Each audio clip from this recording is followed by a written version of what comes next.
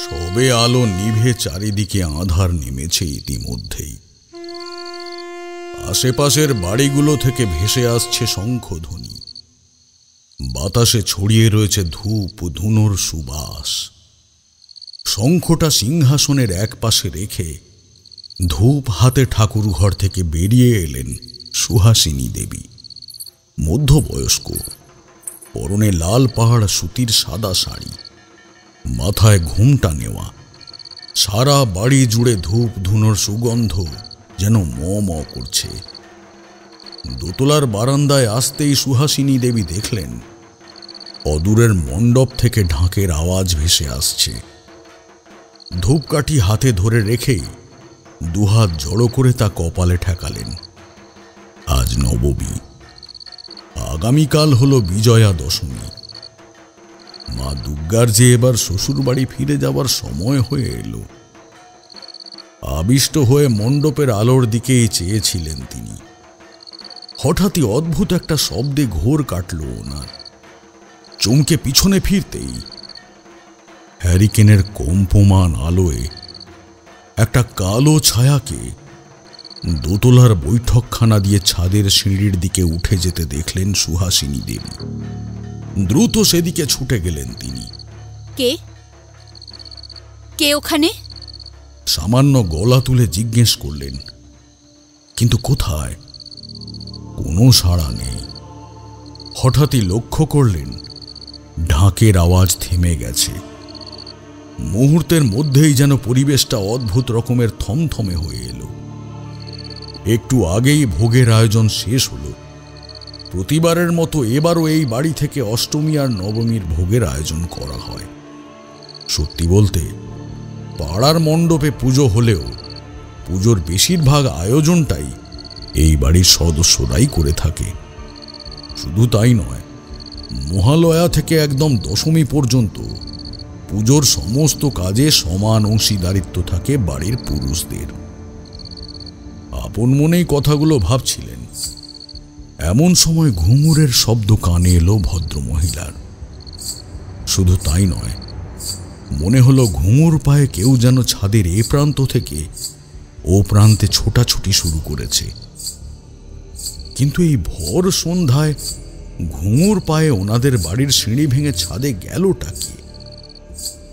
যতদূর জানা এই মুহূর্তে বাড়িতে কোনো সদস্য নেই, সকলেই মণ্ডপে রয়েছে। ভোগের আয়োজন শেষ হয়েছে, মন্দিরের অন্যান্য যাবতীয় কাজ নিয়ে তারা ব্যস্ত। তাহলে হুট করে বাড়িতে কে ঢুকে এলো? ধূপদানিতে ধূপটা গুঁজে সুহাসিনী দেবী দোতলার বারান্দা থেকে বাড়ির কাজের মেয়েটিকে হাঁক পাড়লেন বার কতক। কোনো সাড়া শব্দ না পেয়ে আপন মনে গজগজ করতে করতে অগত্যা তিনি নিজেই নিচে নেমে বৈঠকখানা পেরিয়ে মূল সদর দরজার কাছে এসে দাঁড়ালেন। মূল সদর দরজা বন্ধ দেখে একটু অবাক হলেন তিনি। সেই সাথে কপালের মধ্যিখানে একটা গভীর চিন্তার ভাঁজও পড়ল। অজান্তেই একটা অশনি সংকেতের আভাস টের পেতেই বুকের ভেতরটা কেঁপে উঠল ওনার আচমকাই। এদিকে ছাদে ঘুঙুরের আওয়াজটা যেন ক্রমান্বয়ে বাড়তে শুরু করেছে। সারা বাড়ি গম গম করছিল ঘুঙুরের শব্দে। সুহাসিনী দেবীর মনে হলো বাড়িটা যেন আচমকাই পার্থিব লোকের থেকে বিচ্ছিন্ন হয়ে এক অন্য জগতে প্রবেশ করেছে। দুশ্চিন্তা আর আতঙ্ক যখন মিলেমিশে প্রায় একাকার, এমন সময় সদর দরজায় টোকা মারার শব্দে বুকে সামান্য বল এলো মহিলার। দ্রুত দরজা খুলতেই দেখলেন ওনাদের কাজের মেয়ে রমলা দাঁড়িয়ে। রমলা শাড়ির আঁচল কোমরে গুঁজতে গুঁজতে বলল, আর বলবেন নি কো মাসিমা, এই ঘোষপাড়ায় তো বিরাট আয়োজন হয় মহানবমীর। ওখানেই ওই শাড়ি আর চাল ডাল বিতরণ হচ্ছিল। আমার মতো কত লোক গেছে সেখানে সে দান নিতে। কি ভিড় গো, কি বলবো। ওখানেই তো গেছিলুম, সেই দেখো না শাড়ি পেলুম, তারপর চাল ডাল কত কি। দরজা দিতে দিতে সুহাসিনী দেবী বললেন, তুই তো সবে এলি, বাড়ির বাকিরাও এখনো মণ্ডপ থেকে আসেনি, তাহলে ছাদে কোথা থেকে ঘুঙুরের শব্দ আসছিল? একটিবার ওপরে গিয়ে দেখ তো কি ব্যাপার। রমলা অবাক হয়ে জিজ্ঞেস করল, হ্যাঁ, কিসের আওয়াজ? ঘুঙুরের? ও মা গো, হ্যাঁ গো, ঘুঙুর পড়ে এই বর সন্ধেবেলা তোমার চাঁদে কে দৌড়াদৌড়ি করবে গো? সেটাই তো বুঝতে পারছি না, একবারটি গিয়ে দেখ না, চোট্টর কিনা তাও তো বলা যাচ্ছে না। সুহাসিনী দেবীর কথায় কিছুটা ইতস্তত করেই রমলা সিঁড়ি ভেঙে দোতলায় উঠে এলো। ওপরটা একদম ফাঁকা। চারদিকে জ্বলতে থাকা হ্যারিকেনের আলো এসে দেখল হালকা বাতাসের মৃদু গতিতে জানলার পর্দাগুলো কেমন যেন অদ্ভুত কৌশলে উড়ছে, যেন তাদের আড়ালে কিছু লুকিয়ে। এমন সময় পুনরায় অদূরের মণ্ডপের ঢাকের শব্দ বেজে উঠল, তবে এইবার তার স্বর ছিল বেশ ক্ষীণ। রমলাকে দাঁড়িয়ে থাকতে দেখে সুহাসিনী দেবী পুনরায় তাড়া দিলেন। কি হলো, যা। রমলা দ্রুত ছাদের সিঁড়ি ভেঙে উপরে উঠে গেল। কয়েক মুহূর্ত সেদিকে চেয়ে সুহাসিনী দেবী শাড়ির আঁচল কাঁধে জড়িয়ে উদ্বিগ্ন দৃষ্টিতে এদিক ওদিক দেখছিলেন। আচমকাই ওপর থেকে রমলার তীক্ষ্ণ চিৎকার ভেসে এলো।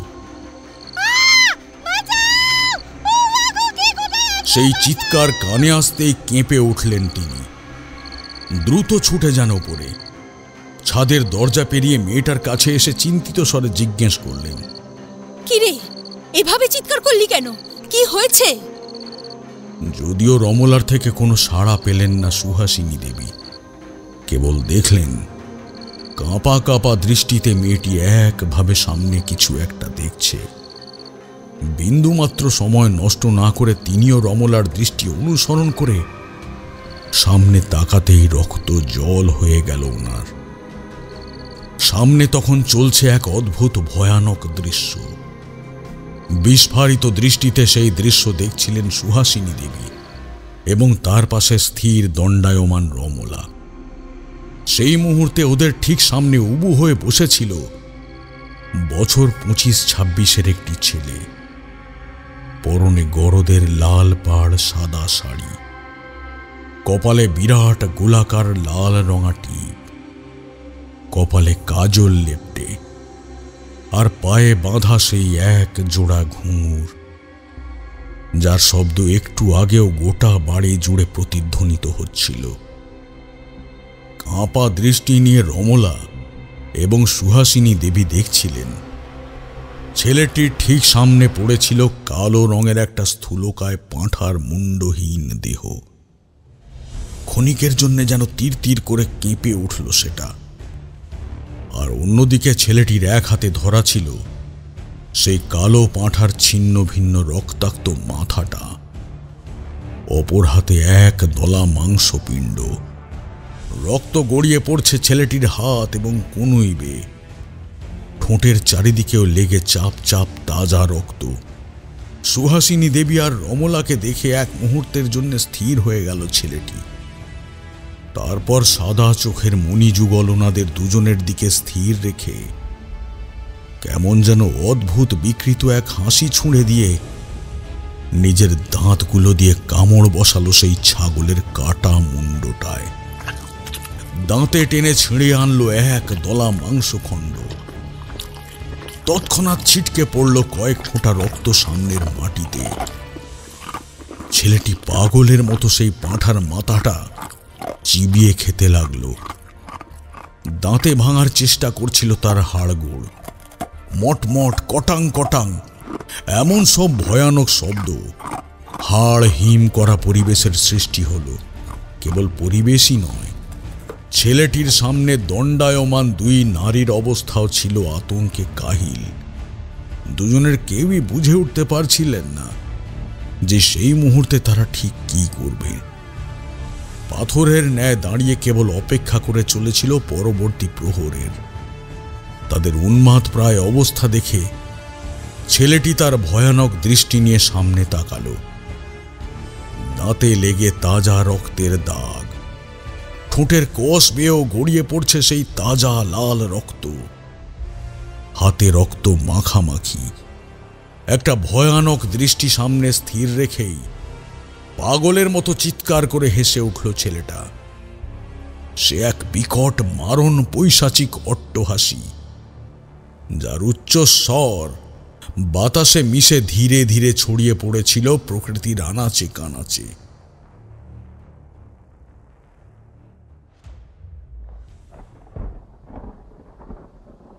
বেশ অনেকদিন হলো তারানাথের বাড়ি যাওয়া হয় না আমার। দৈনন্দিন ব্যস্ততার কারণে একেবারেই ওখানে যাওয়ার সময়ই করে উঠতে পারছিলাম না আমি।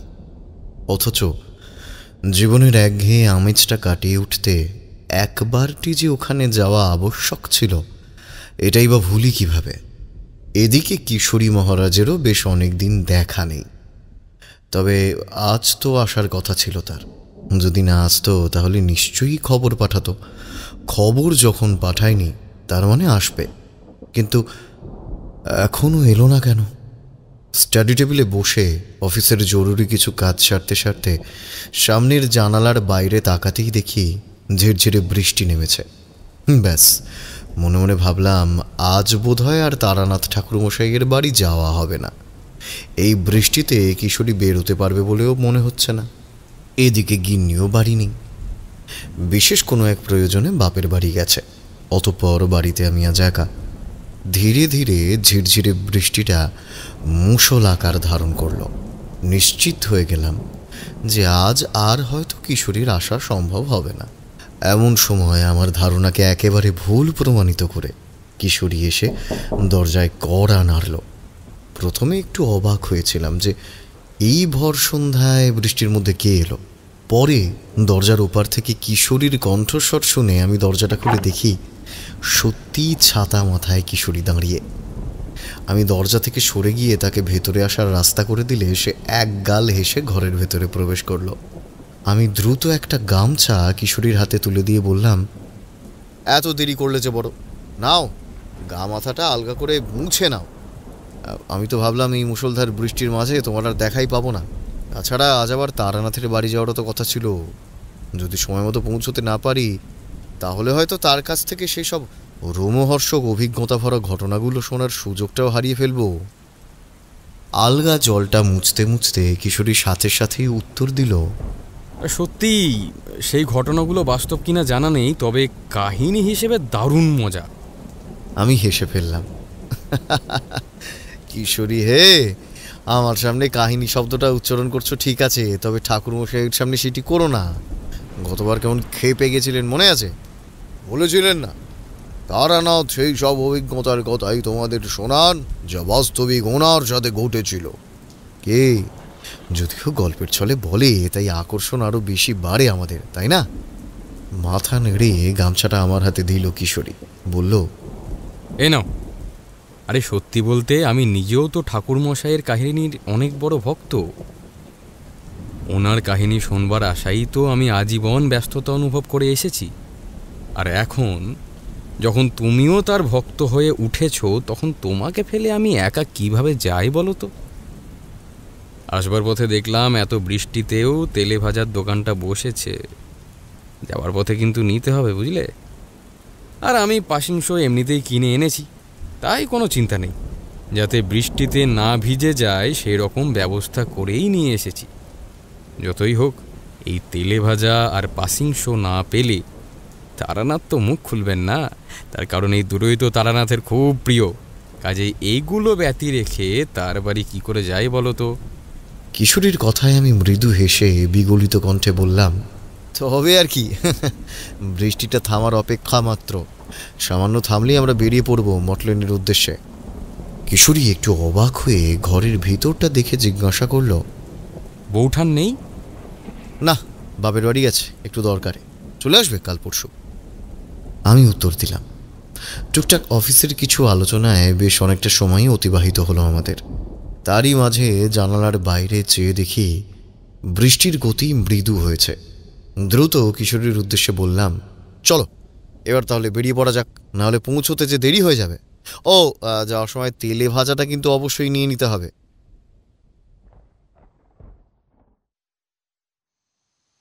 তারানাথের বাড়ি এসে যখন পৌঁছলাম তখন বিকেল গড়িয়ে প্রায় সন্ধ্যা হতে চলেছে। দেখলাম বৃষ্টির কারণে বাড়ির সামনেটা একটু জল জমেছে। কিশোরী দু একবার দরজায় টোকা দিতেই চারি এসে দরজা খুলল। আমাদের দেখে মিষ্টি করে হেসে বলল, ওমা কাকাবাবু, আপনারা অনেকদিন পর যে, আসুন আসুন। অনেকদিন পর আবার এমুখ হলেন, তাই না? আমরা মৃদু হেসে বাড়ির ভেতরে প্রবেশ করলাম। কিশোরী তেলে ভাজার প্যাকেটটা চারির হাতে দিতেই সে বলল, বাবার ঘরে যান না, আজ উনি ফাঁকাই আছেন। আপনাদের অপেক্ষা করার দরকার হবে না। আমি বরং একটু মুড়ি মাখি, তেলে ভাজার সাথে জমিয়ে খাওয়া যাবে। চারি রান্নাঘরের দিকে চলে গেল। এমন সময় ভেতর থেকে ঠাকুরমশাইয়ের জলদ গম্ভীর কণ্ঠস্বর কানে এলো আমাদের। আরে বিভূতি আর কিশোরী যে, এসো এসো, এই ঘরে এসো। আমি বুঝলাম পর্দার ফাঁক থেকেই ঠাকুরমশাই আমাদের খেয়াল করেছেন। আমরা ভেতরে ঢুকতেই তারানাথ মৃদু হেসে বরাবরের মতোই ভারী স্বরে বললেন, তা কেমন আছো তোমরা? বসো বসো। শেষবার আমার বলা ঘটনাটা শোনার পর যেভাবে ভয় পেতে পেতে পলায়ন করলে এখান থেকে, আমি তো ভাবলাম আর তোমাদের টিকিটুকুও দেখবার সুযোগ মিলবে না আমার। কিশোরী পাসিং শোয়ের প্যাকেটখানা তারানাথের দিকে এগিয়ে দিয়ে বলল, আরে কি যে বলেন ঠাকুরমশাই, আপনার কাহিনীগুলোই একটা প্রাণ আছে, একটা রোমাঞ্চ আছে, আর সেই সাথে অনেক কিছু শেখাও যায়। আপনার কাহিনী না শুনলে সব কিছু কেমন যেন খালি খালি লাগে, সত্যি বলছি। কিশোরীর কথা শেষ হতেই একটা ঠান্ডা দৃষ্টিতে তারানাথ তার দিকে তাকালেন, বললেন, এগুলো কোনো মন গড়া কাহিনী নয় কিশোরী, সবই আমার বাস্তব অভিজ্ঞতা। আজ আরও একটা বাস্তব অভিজ্ঞতার ঘটনা শোনাবো তোমাদের। এই বলে পাসিং শোয়ের প্যাকেটটা হাতে নিয়ে গুছিয়ে বসলেন তারানাথ। ইতিমধ্যেই চারি মুড়ি, তেলে ভাজা আর চা সব দিয়ে গেছে। আমরাও তারানাথের বিপরীতে গুছিয়ে বসলাম। শুধু ভাবছিলাম মুড়ি তেলে ভাজার সাথে রোমহর্ষক কাহিনী। আজকের এই বৃষ্টি ভেজা সন্ধেটা জমে ক্ষীর হলো বলে। তারানাথ বলতে শুরু করলেন, তন্ত্র মন্ত্র, রক্তপিশাচ, অভিশাপ, ভয়ঙ্কর সব প্রতিশোধের গল্প তো তোমাদের ইতিমধ্যেই বলেছি। আজ একটা অন্যরকম অভিজ্ঞতার কথা শোনাবো তোমাদের।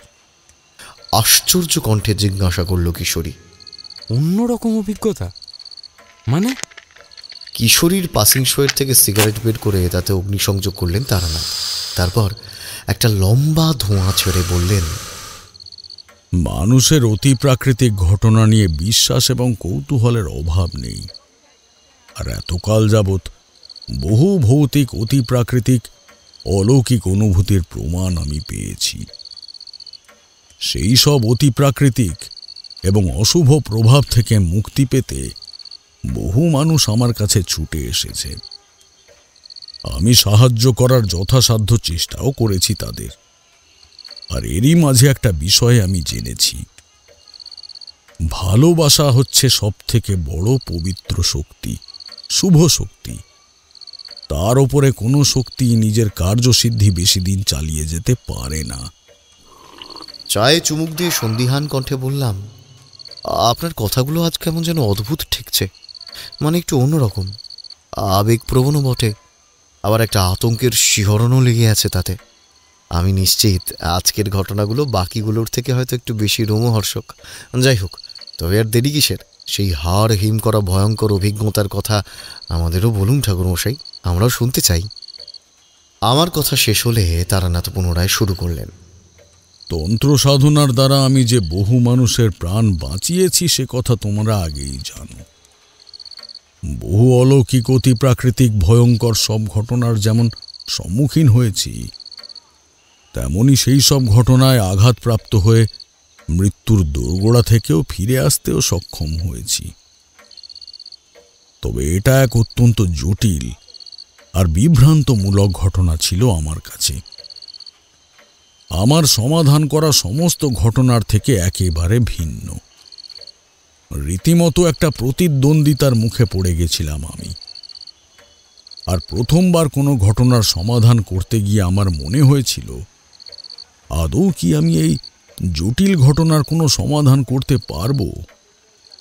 সেই অতি প্রাকৃতিকের সম্মুখে দাঁড়ানোর ক্ষমতা আদৌ কি আমার আছে? কিশোরী আর আমি দুজনেই আশ্চর্য হয়ে শুনছিলাম তারানাথের কথা। একটা ঢোক গিলে কিশোরী জিজ্ঞাসা করল, ও বাবা, এখন থেকেই তো আমার গা ছমছম করতে শুরু করেছে। আর এমন আবহাওয়াই তো চাইছিলাম। আপনি বলুন বলুন। অল্প বয়সে ঘর ছেড়ে বেরিয়ে মাঠ ঘাট প্রান্তর অনেক ঘুরেছি। সমগ্র বাংলা পরিভ্রমণকালে বহু অতি প্রাকৃতিক শক্তির মুখোমুখিও হয়েছি। বীরভূমের এক রহস্যময় সাধিকা মাতু পাগলির সান্নিধ্য থেকে মহাডামর সাধনাও করি, যদিও তাতে সফলতা লাভ করা সম্ভব হয়নি আমার পক্ষে। অবশেষে বরাকরের অরণ্যে এক অপ্রত্যাশিত ঘটনাস্বরূপ মধুসুন্দরী দেবীর আশীর্বাদ স্বরূপ কিছু দৈব শক্তি আমি লাভ করি। যদিও সেই সাধনাতেও বেশ কিছু অসম্পূর্ণতা ছিল। অতঃপর কি মনে হতে অসমাপ্ত সাধনা নিয়েই ফিরে আসি আমার গ্রামের ভিটেতে। তারুণ্য আর মধ্যবয়স্কতার ঠিক মাঝামাঝি এমন একটা সময়ের মধ্যে দিয়ে যাচ্ছিলাম আমি, যেখানে পরিবারের কিছু মানুষের মনে হয়েছে এইবার আমার সাধনার পথ পরিত্যাগ করে সংসারে থিতু হওয়া প্রয়োজন।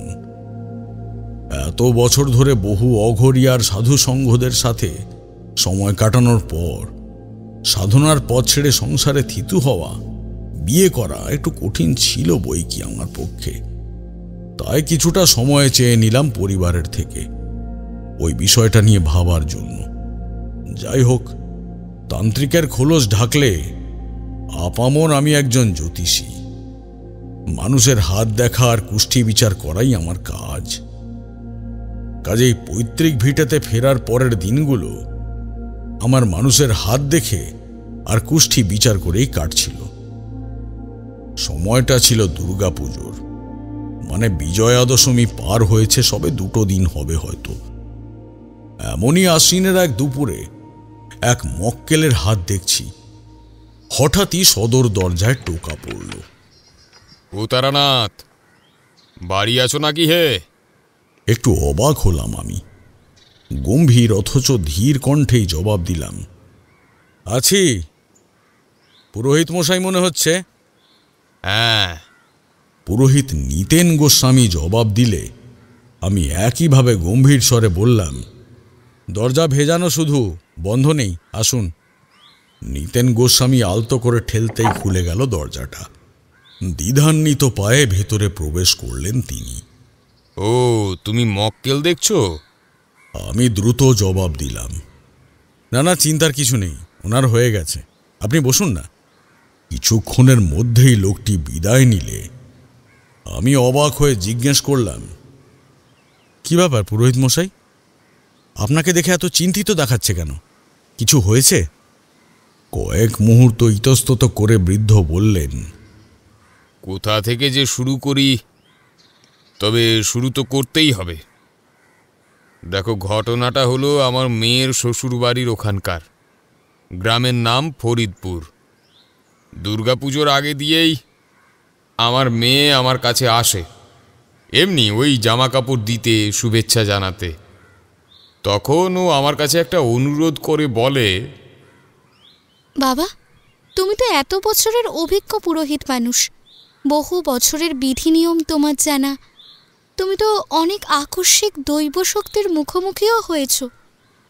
কত অসুস্থ মানুষ তোমার কাছে ছুটে আসে ঠাকুরতলায়, তাদের অধিকাংশকে তো তুমি নিজ মন্ত্র বলে সুস্থও করে তোলো।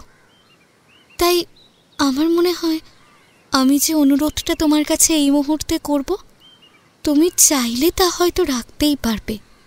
আমার মেয়ে ঝুমা বলল, আমাদের গ্রামে হালদার বাড়ির নাম বেশ জনপ্রিয়। এককালে ঘটা করে ওখানে দুর্গা পুজো হতো, জানো তো? যদিও বহু বছর হলো সেসব বন্ধ হয়ে গেছে। তার কারণ বহু বছর ধরে ওই বাড়িতে আর কেউ থাকে না।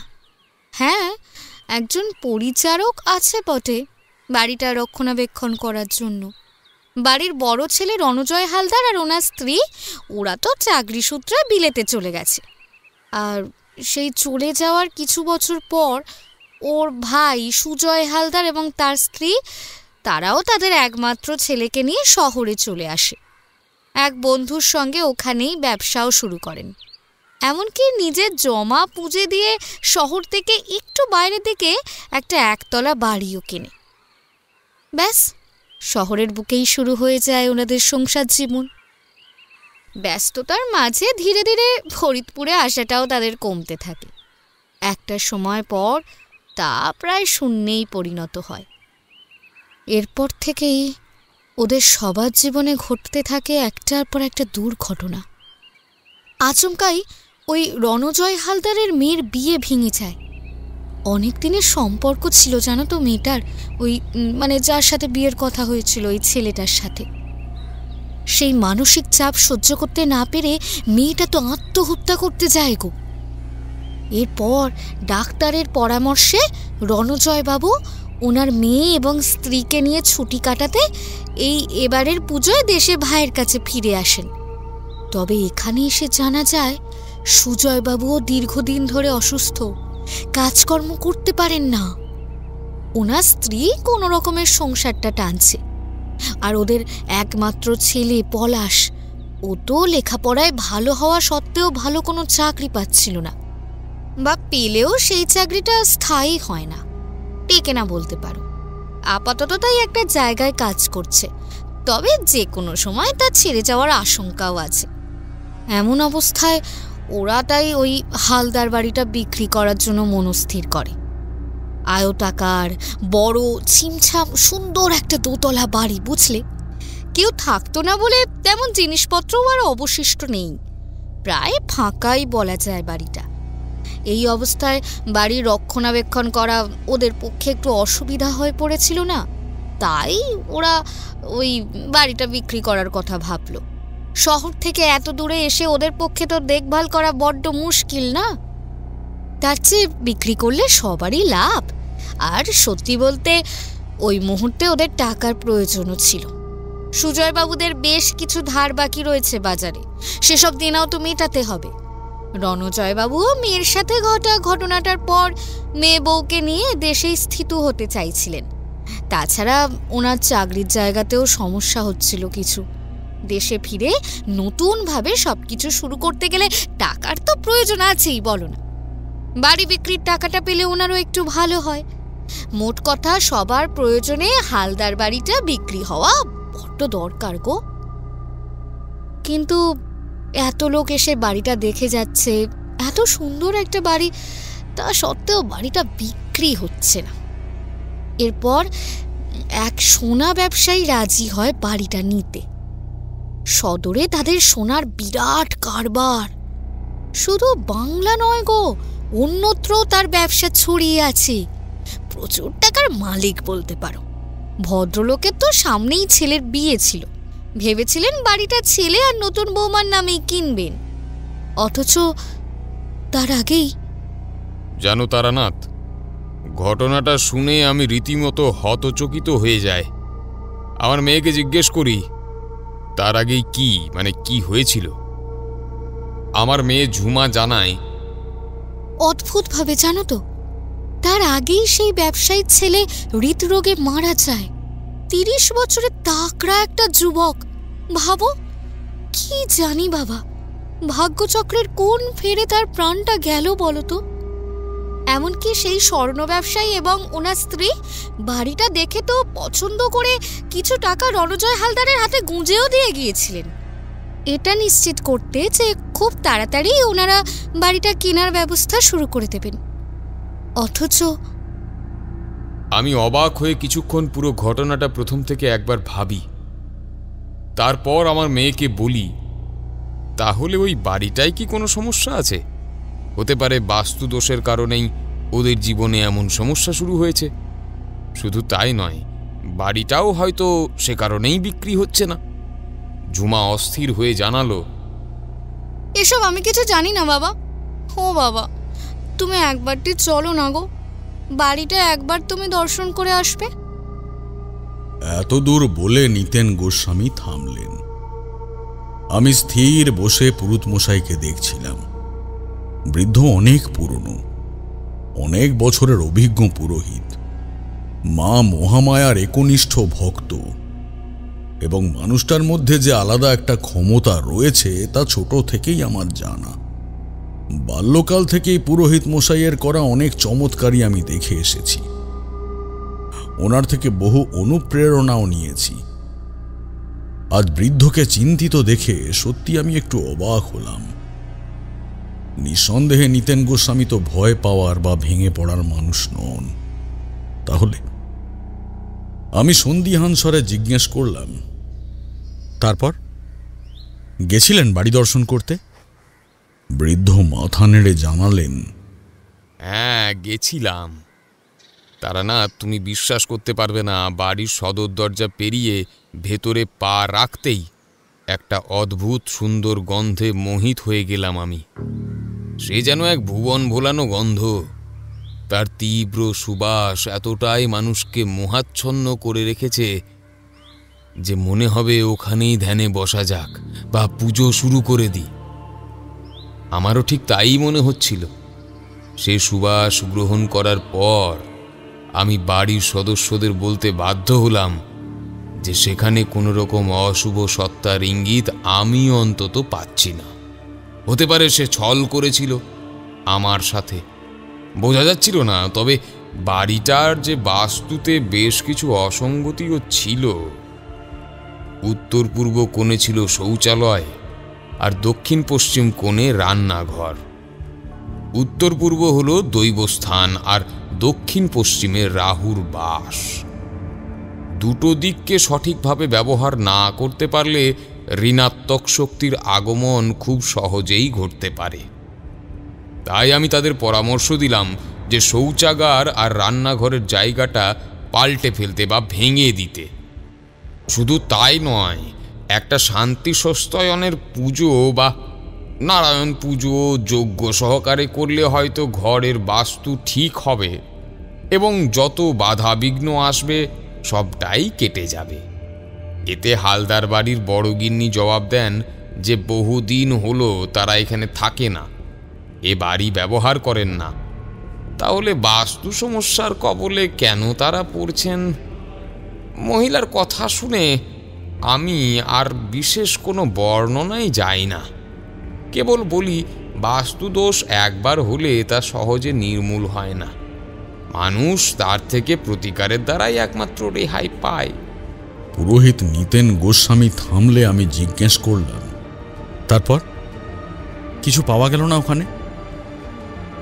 তবে আমার কেন জানি না মনে হচ্ছে বাড়িটা না বিক্রি হওয়া আর ওদের হঠাৎ করে এমন নানাবিধ সমস্যায় জর্জরিত হয়ে পড়ার সাথে অতীতের কোনো রহস্য ওতপ্রোতভাবে জড়িয়ে আছে।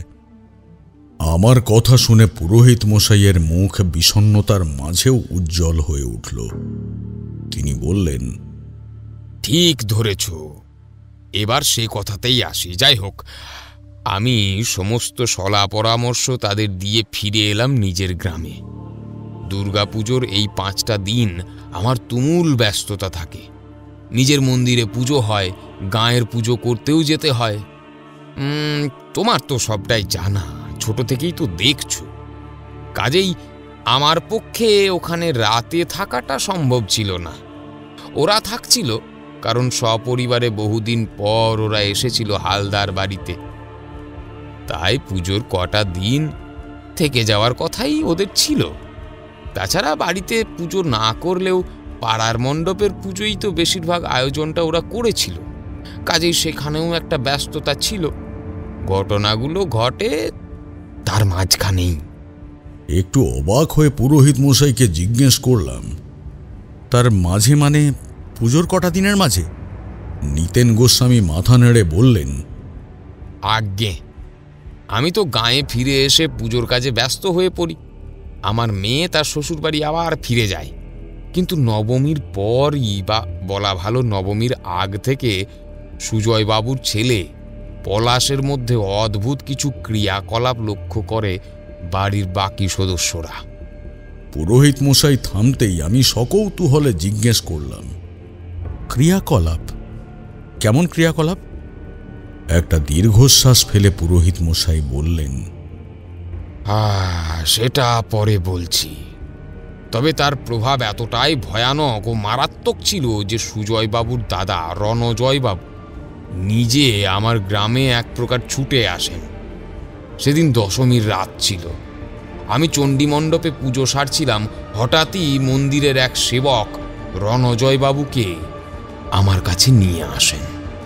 ভদ্রলোক নাকি আমার সাথে দেখা করার জন্য অনেকক্ষণ ধরে অপেক্ষা করছিলেন, যার পর নয় আশ্চর্য হয়ে আমার কাছে আসার কারণ জিজ্ঞেস করলে তিনি বলেন যে যেভাবে হোক না কেন আমাকে ওখানে যেতে হবে, একটিবার হলেও যেতে হবে। ওনার ভাইপোকে কি পেয়েছে জানা নেই, তবে অদ্ভুত পাগলের মতো আচরণ করছে সে।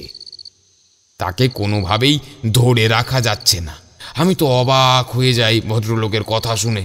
এদিকে পুজোর কাজ এখনও বাকি, সবে সেরে সুরে যেতে যেতে রীতিমতো আরও অনেকটা সময় লেগে যাবে। ত্রয়োদশীর দিন যেতে পারবো তার আগে সম্ভব নয়। ভদ্রলোক জোরাজুরি শুরু করল। অগত্যা আমার এক শিষ্যকে রণজয় বাবুর সাথে পাঠাই কি সমস্যা হয়েছে দেখে আসার জন্য। আমার শিষ্য হলেও ছেলেটি অত্যন্ত জ্ঞানী, একনিষ্ঠ। আমার অধিকাংশ কাজের দায়িত্ব নিশ্চিন্তে ছেলেটির হাতে দিতে পারতাম।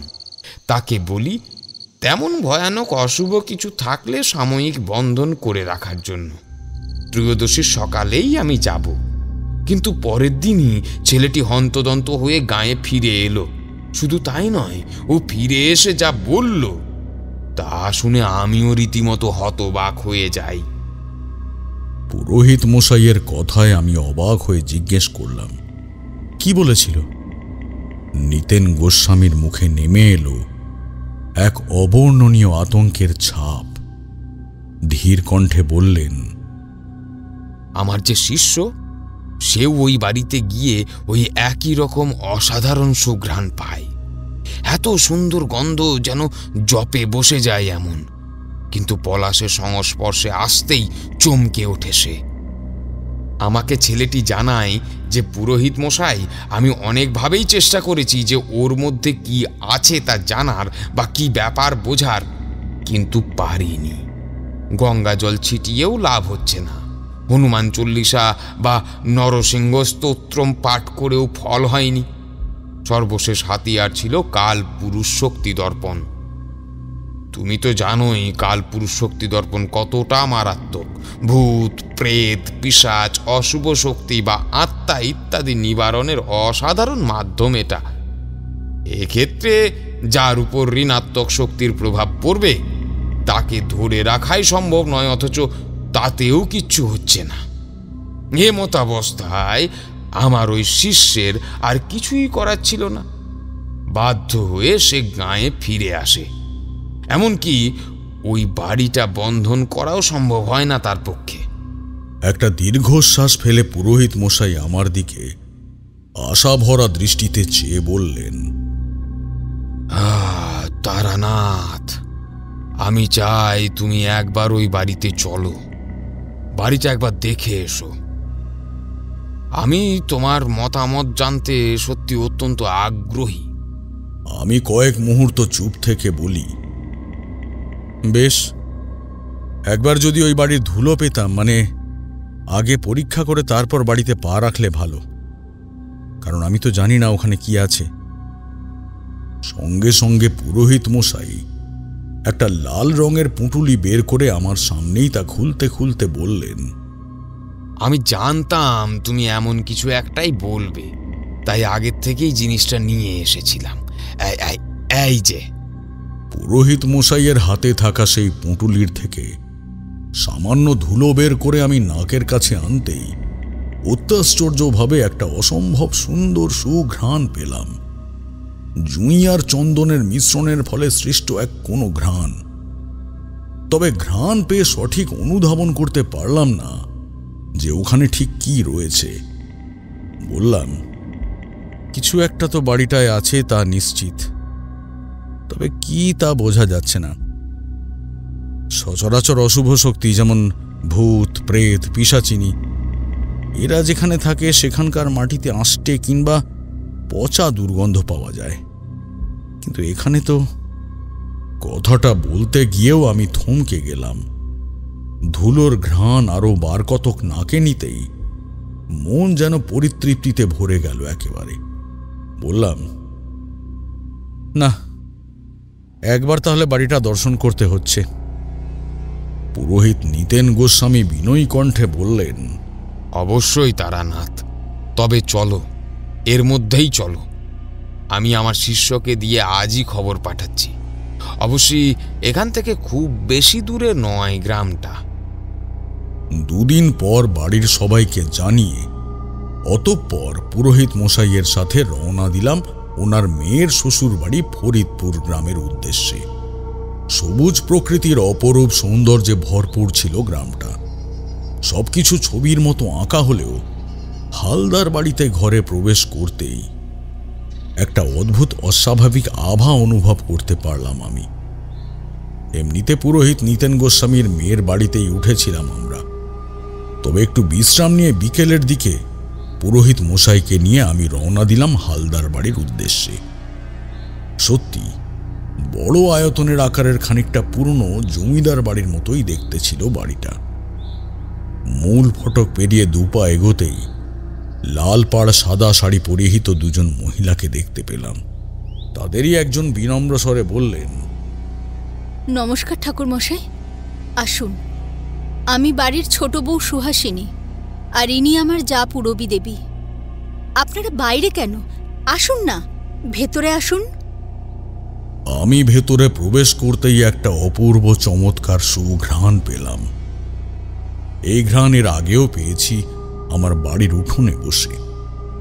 গতকাল যখন পুরোহিত মশাই পুঁটুলি খুলে এই বাড়ির ধুলো আমার নিকটে নিয়ে গিয়েছিলেন, তখনও এই একই রকম সুঘ্রাণ নাকে এসেছিল আমার।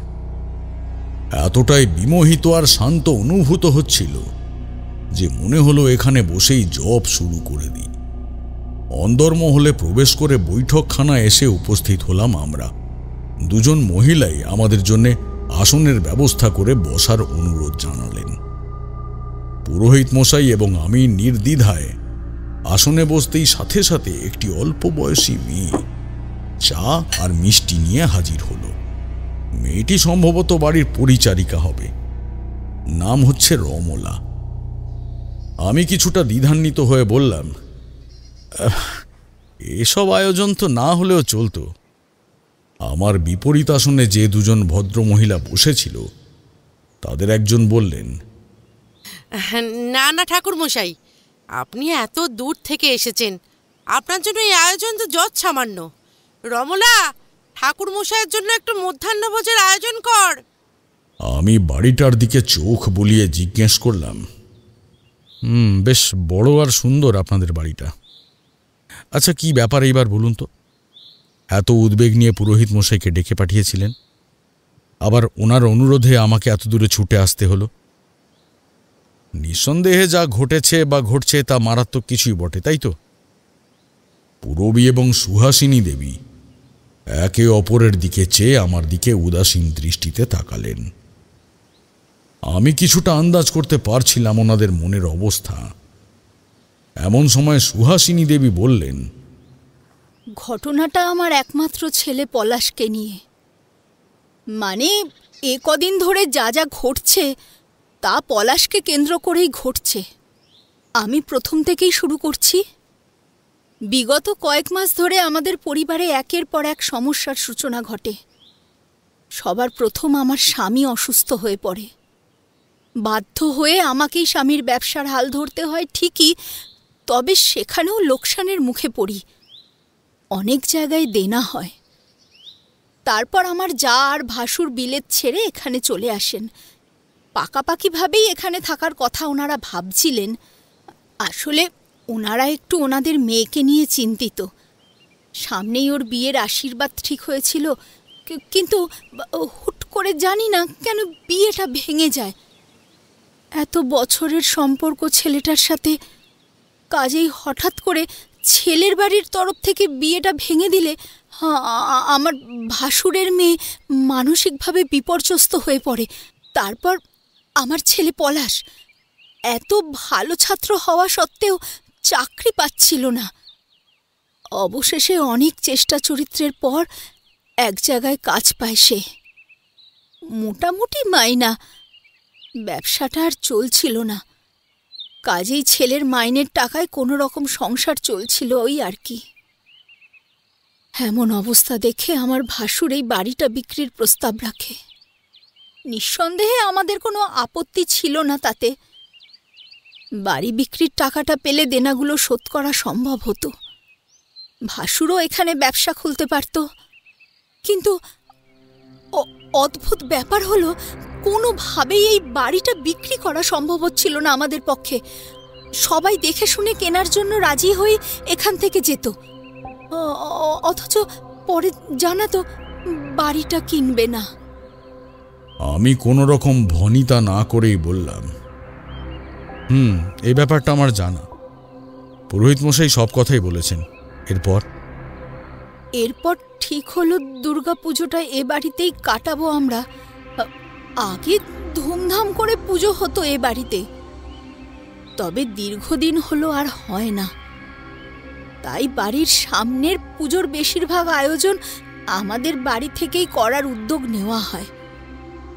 সব ঠিকঠাকই চলছিল, তবে ঘটনার সূচনা হয় সপ্তমীর সকাল থেকে। সকালের দিকে একটু লুচি আলুর দম বানিয়েছিলাম বাড়ির সকলের জন্য। সবাই তৃপ্তি করে খাওয়া দাওয়া সেরে পাড়ার মণ্ডপে যায়। আমি আর আমার যা দুপুরের রান্নাবান্নার যোগান দিচ্ছি। এমন সময় আমার জায়ের মেয়ে রিনার চিৎকার শুনতে পাই আমরা। দোতলার একটা ঘর থেকে ছুটে যাই আমরা। ওপরের ঘরে গিয়ে দেখি রিনা ঘরের দরজাটা আঁকড়ে ধরে রীতিমতো কাঁপছিল, আর ভেতরে। আচমকাই থমকে গেলেন সুহাসিনী দেবী। চোখের কোলের জলটা আঁচলের খুঁটে মুছতে লাগলেন, কিন্তু কিছু বলতে পারছিলেন না। এমন সময় পূরবী দেবী বললেন, ভেতরে ঢুকে আমরা দেখি সুহাসিনীর একটা লাল পাড় সাদা শাড়ি, আর তার পায়ে ঘুঙুর পরে খানিকটা উবু হয়ে বসে আয়নার দিকে চেয়ে নিজের চুলগুলো আঁচড়াচ্ছিল পলাশ। আঁচলটা মাটিতে লুটিয়ে রয়েছে, ঠোঁটে আর গালে নানাবিধ প্রসাধন লাগানো, আর চোখের তলায় লেপ্টে আছে কালো কাজল। আয়নার দিকে চেয়ে গুনগুন সুরে গান গাইতে গাইতে পলাশ এমনভাবে নিজের ওই ছোট ছোট চুলগুলো আঁচড়াচ্ছিল যেন এক ঢাল দীর্ঘাকার লম্বা চুল আঁচড়াচ্ছিল সে। আমি আর সুভাষিনী বাকরুদ্ধ হয়ে একদৃষ্টে তাকিয়েছিলাম পলাশের অমন ভয়ানক আশ্চর্য অবস্থার দিকে। সুহাসিনী দেবী নিজেকে সামলে বললেন, ওই প্রসাধনী সম্ভবত রিনার ঘর থেকে নিয়ে এসেছিল পলাশ, কিন্তু আমরা কেউ বুঝতে পারছিলাম না যে ও হঠাৎ করে একজন নারীর মতো সাজগোজ কেন করছিল। সবচেয়ে আশ্চর্য ব্যাপার হলো, ওর মধ্যে আচমকাই একটা নারী সুলভ আচরণ লক্ষ্য করতে পারছিলাম আমরা। কথাগুলো শুনে যার পর নাই আশ্চর্য হলাম আমি। ঠিক অনুধাবন করতে পারছিলাম না যে ঠিক কোন শক্তির আগমন ঘটেছে এই বাড়ির অন্দরে। পূরবী দেবী আমাকে অসহজ দেখে উৎসুক হয়ে উঠলেন। ঠাকুর মশাই, বাকি কথা না হয় পরে হবে, আপনারা বরং একটু বিশ্রাম নিয়ে নেবেন। চলুন, সামনের ঘরে আপনাদের থাকার ব্যবস্থা করেছি, আপনারা আসুন, বাকি কথা। আমি হাত নেড়ে ভদ্রমহিলাকে জানালাম, সে ঠিক আছে, সমস্যার সমাধান করতেই তো আমার এখানে আসা। তাহলে সমস্যা কি তা তো সবটা আমাকে শুনতেই হবে। এরপর সুহাসিনী দেবীর দিকে ফিরলাম আমি। হ্যাঁ বলুন, তারপর কি ঘটল? কাঁপা কাঁপা গলায় উদ্বেগ ভরা দৃষ্টি নিয়ে সুহাসিনী দেবী বললেন, তারপর আচমকা আমাদের দিকে ঘুরে খানিকটা গম্ভীর স্বরে পলাশ বলে উঠল, চোখের সামনে থেকে সরে যা, না হলে কিন্তু আমি মন্দির চলে যাব। চমকে উঠলাম আমি আর পুরোহিত নিতেন গোস্বামী দুজনেই। কপালে ভাঁজ ফেলে জিজ্ঞেস করলাম, মানে কি ব্যাপার ঘটছিল আপনার ছেলের সাথে, আপনারা বুঝতে পারছিলেন না? সুহাসিনী দেবী মাথা নেড়ে ডুকরে উঠে বললেন, বিশ্বাস করুন ঠাকুর মশাই, আমি কিচ্ছু বুঝতে পারছিলাম না যে আমার ছেলের সাথে ঠিক কি ঘটছিল। যাই হোক, এরপর অষ্টমীর রাত এলো। সেদিনও রাতে সারা বাড়ি জুড়ে ঘুঙুরের শব্দ পাচ্ছিলাম আমরা। শুধু তাই নয়, মনে হচ্ছিল কেউ যেন ছাদে ভারী ভারী পা ফেলে নিচে বেড়াচ্ছিল। ঘুম ভাঙতেই আমরা প্রায় সকলেই ছাদে গিয়ে দেখি পলাশ শাড়ি পরে সেই একই রকম ভাবে সেজে গুজে পায়ে ঘুঙুর বেঁধে নাচছে। ওর ওর অমন বিভীষিকাময় অবস্থা দেখে আমাদের সকলেরই হৃদস্পন্দন প্রায় স্তব্ধ হয়ে যাওয়ার উপক্রম। আমি তো এক পর্যায়ে ছেলের অমন অবস্থা সহ্য করতে না পেরে জ্ঞান হারাই। ওর জেঠু জিজ্ঞেস করেছিল সেদিন, এই পলাশ, তুই এমন করছিস কেন? এভাবে শাড়ি পরে মেয়েদের মতো সাজগোজ করে রাত দুপুরে ছাদে নেচে বেড়াচ্ছিস কেন? কি হয়েছে তোর? আরে তোর মাথা খারাপ হয়ে গেছে নাকি? জানেন ঠাকুর মশাই, একটা ভয়ানক জ্বলন্ত দৃষ্টি আমার ভাসুরের দিকে ছুঁড়ে পলাশ তীব্র আক্রোশে দু হাতে সজোরে ধাক্কা দিল ওনাকে। টাল সামলাতে না পেরে ছিটকে মাটিতে পড়েন আমার ভাসুর। বুকে সামান্য আঘাতও পান। এমন অবস্থা দেখে ওর বাবা মানে আমার স্বামী ছেলেকে শাসন করার জন্য এগোতে গেলে পলাশ স্পষ্টভাবে তীক্ষ্ণ কণ্ঠে আদেশের সুরে বলে ওঠে, একদম আমার কাছে আসবি না, সরে যা, সরে যা আমার সামনে থেকে, তোরা সরে যা, আমাকে মন্দিরে দিয়ে আয়, না হলে আমি নিজেই চলে যাব আর কখনো ফিরবো না। নিতেন গোস্বামী হতভম্ব হয়ে গেলেন। আমি জিজ্ঞাসা করলাম, সে কি, এমন কথা বলছিল কেন আপনার ছেলে? এ তো বড় অদ্ভুত কথা। সুহাসিনী দেবী ম্লান স্বরে বললেন, সেটা তো আমরাও বুঝতে পারছি না যে পলাশ বারংবার কেন বলে ওকে মন্দিরে দিয়ে আসতে। শুধু তাই নয়, ওকে এরপর তো ধরে রাখা যেত না। এমনকি পরিষ্কার বুঝতে পারছিলাম ও এ বাড়ির ক্ষতিও করার চেষ্টা করত। অষ্টমীর ওই বিভীষিকা দেখার পর আমি তো জ্ঞান হারাই। পরে শুনলাম পলাশও জ্ঞান হারিয়েছিল। তারপর আরো কিচ্ছু মনে নেই। উঠতে বসতে শুধু একটা কথাই বলতে লাগে, আমার ভেতরে ভেতরে দুর্বল লাগে বড্ড। সত্যি কি তাই? খাওয়া দাওয়া কমে গেছে একদম ছেলেটার। কদিনেই শরীর স্বাস্থ্য ভেঙে গেছে। দিনের বেলায় ওর দুর্বলতা চোখে দেখা যেত না, আর রাত হলেই শুরু হতো ওর তাণ্ডব। জানেন, শুধু একভাবে বলতে থাকে, আমাকে মন্দিরে রেখে আয়, আমি এখানে থাকবো না। আমার কথা যদি না শুনিস তাহলে ঘোর অনর্থ হবে এ বাড়ির। গভীর মনোযোগে আমি আর পুরোহিত মশাই একের পর এক ঘটনাগুলো শুনছিলাম। পূরবী দেবীও খানিকটা নিরাসক্ত হয়ে বললেন, এ তো গেল অষ্টমীর কথা। নবমীর রাতটা ছিল আরো ভয়ানক। আমরা সবাই সন্ধ্যের দিকে বাড়ির সামনের মণ্ডপটায় ছিলাম। আমাদের কাজের মেয়েটা তখনও আসেনি। এতগুলো লোকের রাতের রান্নার সাহায্যের জন্য ওকে বলা হয়েছিল।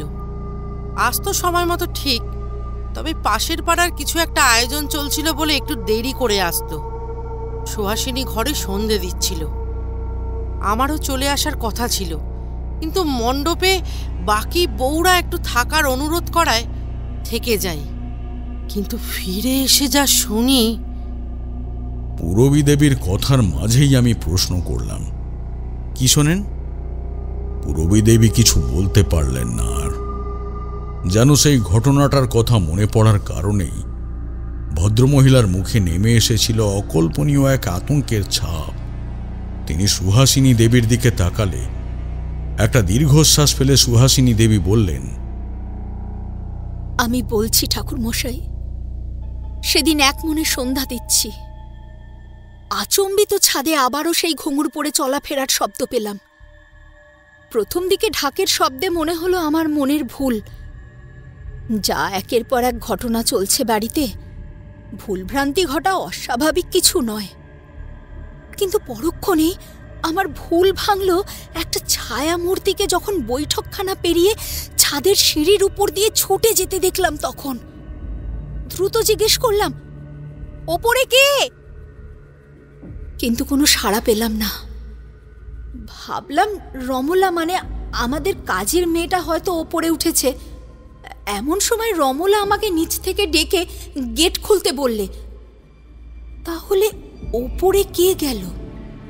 ভাবা মাত্রই রমলাকে নিয়ে ছাদে দৌড়ে এলাম। দেখলাম ছাদের ঠিক মাঝখান বরাবর দু পা আতখোলা করে বসে আস্ত একটা কাঁচা পাঁঠার মাথা কামড়ে চুষে খাচ্ছিল পলাশ। কপালে বড় আকারের সিঁদুরের লাল টিপ পড়েছে, চোখে আগের দিনের মতোই কাজল লিপটে। সামনে পড়েছিল পাঁঠাটার মুন্ড ছিন্ন নিথর রক্তাক্ত দেহটা। আমাদেরকে দেখতেই একটা ভয়ানক হাসি ছুড়ে আবার মাংস কামড়ে খেতে লাগলো পলাশ। মুখের ভর্তি রক্তের ছাপ, মাংসের ডেলা ধরে থাকা হাতের কোনোই বেয়ে গড়িয়ে পড়ছিল তাজা রক্তের রেখা। গা ঘিন ঘিন করে উঠছিল আমাদের দুজনেরই। এমনকি পলাশের সেই চাহনি আমার বুকের ভেতর পর্যন্ত কাঁপিয়ে দিয়েছিল ভয়ানকভাবে। ঠাকুরমশাই, নিজের ছেলের এমন অদ্ভুত দৃশ্য দেখে কি করব বুঝতে পারছিলাম না। নিজেকে কেমন যেন অসহায় লাগছিল। একটা দীর্ঘশ্বাস ফেলে বললাম, বুঝেছি, এগুলো সত্যিই রহস্যজনক। অথচ পুরোহিত মশাইয়ের শিষ্যটি এসে পলাশের উপর এত কিছু নিরীক্ষণ করেও ধরতে পারেনি যে আসলে ওর মধ্যে কি রয়েছে। কিন্তু এটা কিভাবে সম্ভব হতে পারে? এটা তো সত্য যে কালপুরুষ শক্তি দর্পণ দেখানোর পর, মন্ত্র পড়ার পর কোনো রকম অশুভ শক্তিকে দমন করে রাখা সম্ভবই নয়। অথচ এখানে কোনো রকম ইঙ্গিত পর্যন্ত পাওয়া যায়নি যে পলাশের ভেতরে ঠিক কি আছে বা ওকে কিসে পেয়েছে। আমার কথার মাঝেই হঠাৎই পূরবী দেবীর যেন কিছু মনে পড়ে গেল। তিনি উদ্বিগ্ন হয়ে বললেন, ঠাকুরমশাই, একটা ঘটনা হঠাৎই মনে পড়ে গেল আমার। ঘটনাটা ওই বিজয়া দশমীর দিনের। আমরা সকলেই তৈরি হয়ে বেরোতে যাব পাড়ার মণ্ডপে মাকে বরণ করার উদ্দেশ্যে। এমন সময় বাড়ির আয়তকার উঠোনটায় পলাশকে দেখি দুটো হাঁটু ভাঁজ করে শাড়ি পরা অবস্থায় এক অদ্ভুত ভঙ্গিতে বসে আমাদের দিকে তাকিয়ে কি সব বিড়বিড় করছিল। সারা গায়ে মুখে লাল সিঁদুর মাখা, চুলগুলো এলোমেলো। থমকে যাই আমরা সকলেই। পলাশ গাঢ় গলায় বলে ওঠে, বরণ করার জন্য বাইরে কোথায় যাচ্ছিস তোরা? আমাকে বরণ কর, আমাকে বরণ কর, আমি এখানেই আছি। পূরবী দেবীর কথাটা শোনা মাত্রই আমার সারা গায়ে খেলে গেল এক অদ্ভুত শীতল শিহরণ। কয়েক মুহূর্ত চুপচাপ বসে থাকলাম। তারপর জিজ্ঞেস করলাম, সেই দৃশ্য দেখার পর কি করলেন আপনারা? সুহাসিনী দেবী বললেন, বাড়ির সকল পুরুষ তো হতবাক হয়ে যায় এমন ঘটনায়। কোনোভাবেই আমরা বুঝতে পারছিলাম না যে পলাশের আদপে ঠিক কি হয়েছে। রিনার বক্তব্য অনুযায়ী পারিবারিক চাপ সহ্য করতে না পেরে ও মানসিক ভারসাম্য নষ্ট হয়েছে। কিন্তু আমার মনটা কিছুতেই মানছিল না। তাই গ্রামের পুরোহিত মশাইয়ের সাথে দেখা করে ওনাকে সবটা খুলে বলি। তিনিও পলাশকে এসে দেখে যান, তবে কিছু অনুমান করতে পারেন না। শুধুমাত্র এইটুকুই বলেন, এমন অদ্ভুত ঘটনার সম্মুখীন আগে কখনো উনি হননি। তারপর ঝুমার কথা বললেন যে ওর বাবা মানে ওই নিতেন গোস্বামী যদি একবার এসে দেখে যান তাহলে তিনি হয়তো কোনো সুরাহা করতে পারেন। এইবার নিতেন গোস্বামী মুখ খুললেন, মাথা নেড়ে বললেন, এ গাঁয়ের পুরোহিত মশাইয়ের সাথে আমার চেনা পরিচিতি আছে। আমার ব্যাপারে অনেক কিছুই জানেন তিনি। যাক, ভালোই করেছিলেন ডেকে। আমার শিষ্যের থেকে সব কথা জানার পর আমি আর এক মুহূর্ত দেরি না করে তারানাথকে সঙ্গে নিয়ে চলে এলাম। বৌমারা, এনাকে দেখে সহজ সরল রাগলেও এনার বিচক্ষণতা কিন্তু তীরের ফলার মতো তীক্ষ্ণ, অসম্ভব ধৈর্য আর ঠান্ডা মাথায় পুরো সমস্যার সমাধান করে। তারানাথের প্রতি আমার বিশ্বাস আছে, আর আমি জানি ও এই সমস্যাটারও সঠিক সমাধান করতে পারবে। আমি কিছু বললাম না। এই বিশ্বাস কেন পুরোহিত মশাইয়ের আমার ওপর আছে তা আমার জানা। মাসখানেক আগে যেভাবে আমাদের গাঁয়ের ছেলে চাঁদুকে রক্তবানের কবল থেকে বের করে এনে সম্পূর্ণ সুস্থ করে তুলেছিলাম, তারপর থেকে পুরোহিত মশাই কেন, গোটা গাঁয়ের আমার তান্ত্রিক শক্তির উপরে এক প্রগাঢ় বিশ্বাস জন্মেছিল। আমি পুরো বাড়িটার দিকে এক ঝলক নজর বুলিয়ে লম্বা শ্বাস টেনে বললাম, পলাশ কোথায়? ওকে তো কোথাও চোখে পড়ল না। পূরবী দেবী উদাসীন কণ্ঠে বললেন, ও উপরের ঘরে ঘুমোচ্ছে। এ গাঁয়ের পুরোহিত মশাই এরকম ঘুমের জড়িবুটি দিয়েছিল, যা সেবন করলেই গভীর ঘুম হয়। ওকে ওটাই দেয়া হয়েছে। বাকি আমার মেয়ে রিনা নিজের ঘরে শুয়ে আছে, আর আমার কর্তামশাই তার ভাইকে নিয়ে বাড়ি বিক্রির বিষয়ে আলোচনা করতে একজনের সাথে দেখা করতে গেছে, এখনো আসেনি। আমি উঠে দাঁড়াতেই বাকিরাও অবাক হয়ে উঠে দাঁড়ালো। সকলের মুখেই প্রশ্নের ছাপ। আমি মৃদুস্বরে সেই অতীব সুন্দর গন্ধটার ঘ্রাণ নিতে নিতে বললাম, একবার পলাশের কাছে চলুন, আমি ওকে দেখতে চাই। সুহাসিনী দেবী আমাদের নিয়ে ওপরের ঘরে এলেন। পূরবী দেবী আমাদের দুপুরের খাওয়ার দাওয়ার ব্যবস্থা করতে রান্নাঘরের দিকে পা বাড়ালেন। ঘরে ঢুকতেই সেই জুঁই আর চন্দনের অসাধারণ গন্ধটা আরো বেশি মাত্রায় পেলাম আমরা। দেখলাম বিছানার এক কোণে ঘেঁষে শুয়ে রয়েছে পলাশ, এক হাত দিয়ে কপাল ঢাকা, ওপর হাত পেটের ওপর, পা দুটো একে অপরের ওপর চাপানো, অনেকটা মেয়েদের মতো করে শুয়ে রয়েছে সে। তবে সবচেয়ে বেশি আশ্চর্য হলাম ওর পরিধেয় বস্ত্র দেখে। একটা দুধে আলতা শাড়ি পরেছিল ছেলেটা, কপালে বড় লাল টিপ। সুহাসিনী দেবী বললেন, ওর দিদি রিনার শাড়ি কখন যে চুপি শাড়ি নিয়ে এসেছিল। আমি ডাকছি, আপনারা দাঁড়ান। সুহাসিনী দেবীকে হাতের ইশারায় আমি থামতে বলে ধীর পায়ে ঘর থেকে বেরিয়ে আসি। আমার পিছু পিছু নিতেন গোস্বামী আর সুহাসিনী দেবীও বেরিয়ে এলেন। ম্লান কণ্ঠে সুহাসিনী দেবী বললেন, শুধু তাই নয় ঠাকুর মশাই, এ বাড়ির ওপর দিয়ে কাকপক্ষী পর্যন্ত আর ভয় ওড়ে না। বেড়াল ইঁদুর কোনো প্রাণী আসে না, আর প্রায়শই পায়রা বা পাখির মরদেহ চোখে পড়ে ওই ছাদে। পালক আর তাদের মৃতদেহে নোংরা হয়ে উঠেছে ছাদটা। পলাশ হয়তো ওদের ছিঁড়ে। আর কথাটা শেষ করতে পারল না সুহাসিনী দেবী। আমাকে গম্ভীর মুখে দেখে পুরোহিত মশাই জিজ্ঞেস করলেন, কি ব্যাপার তারানাথ?